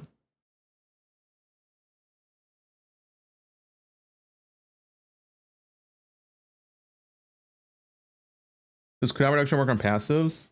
Does Void well? I don't think so. What I remember.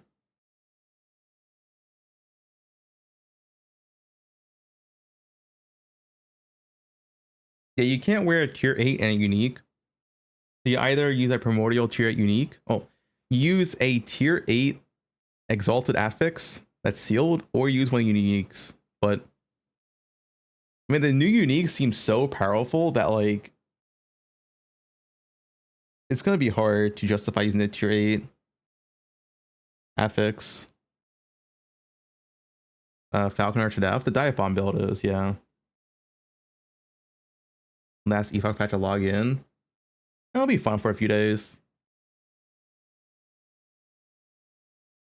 What I plan on playing it for.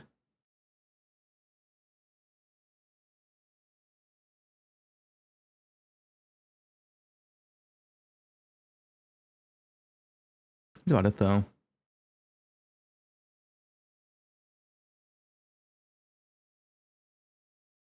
The usual, yeah.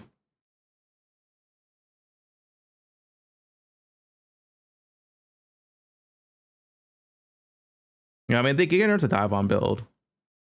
As far as I can see, it's no longer like it's like a regular build or like not viable anymore. They like nerfed it 5 different ways.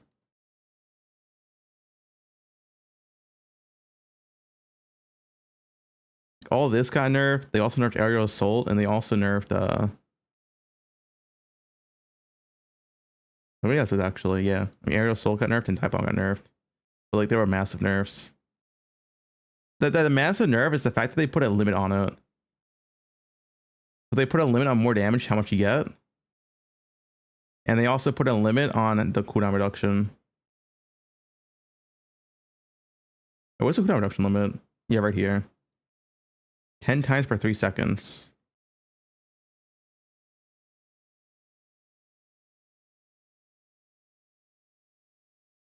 They did nerf Paladin, yeah. But Paladin still seems playable with the nerf. But I don't think it's like, I don't know. Like you probably would want to play it. Well, the classic Paladin build, I guess you could say.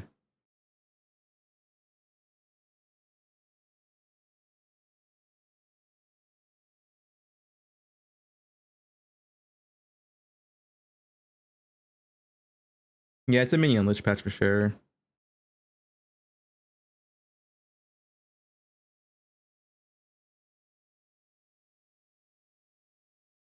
We're gonna be lich mains, I guess.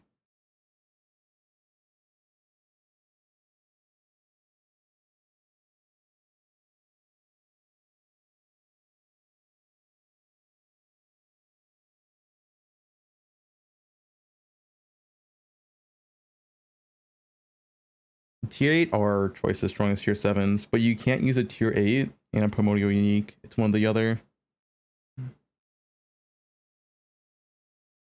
Made us some builds like plus skills, but you want like tier 8. I could see it maybe. It's gonna be hard to get a really good tier 8 item though. So essentially how it works, you need a tier 7 item. That tier 7 item use a rune, it goes to tier 8 and it gets sealed. So you then need to recraft another affix onto the item. Which is like, you know, an issue because you have limited FP. Like it's gonna be really hard to get a really good item with FP.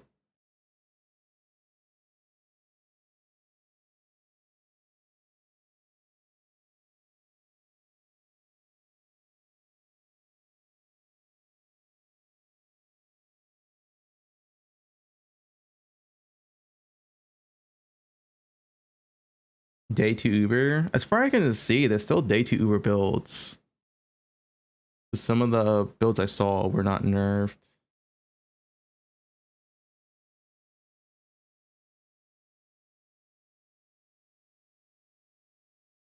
And I'm playing COF regardless.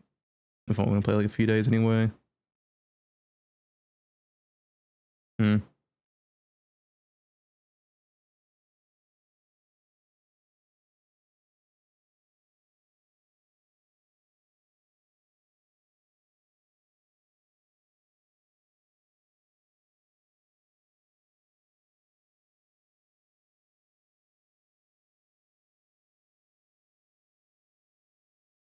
Or decay.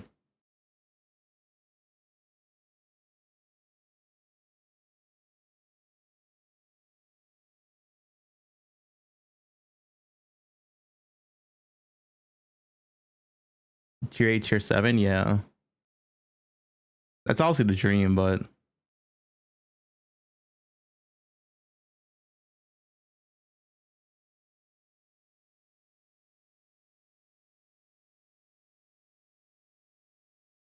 hmm.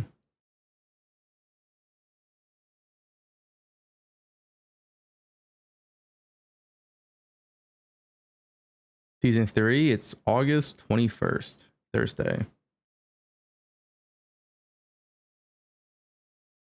So 6 days from now.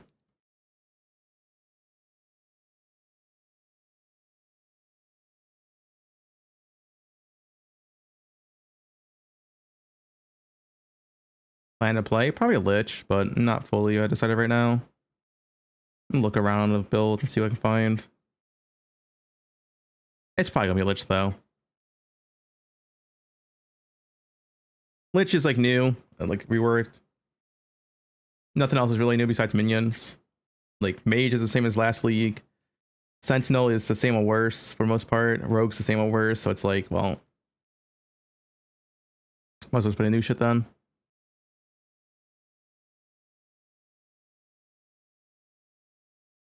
PoE? No, last Epoch.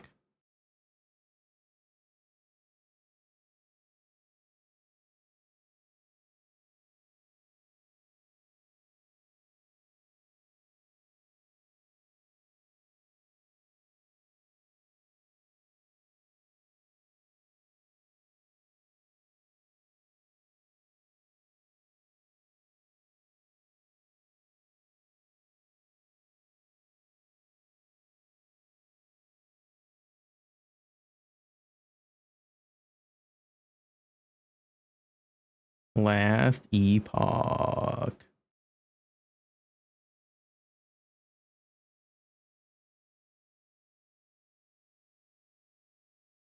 Golden Age window. No, I don't think so. It mostly be PoE.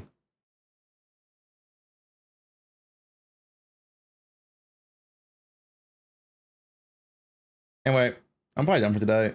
There's like not much more to do. I'm not sure what I'm gonna do for streaming because I'm not gonna practice like 6 days in a row for last Epoch. I definitely will be streaming a few days following up to it, and PoE's on the 20th. The reveal. So PoE 2 reveal on the 20th, and then last Epoch on the 21st. I definitely will stream both of those days, but I'm not sure before that. To be honest, we'll see. I raised something to PAL, I guess. Like,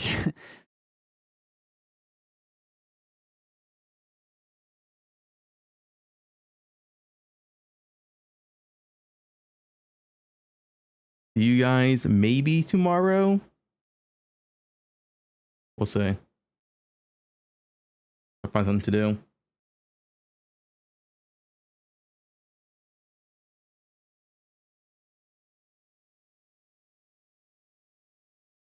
You gotta play Gotcha.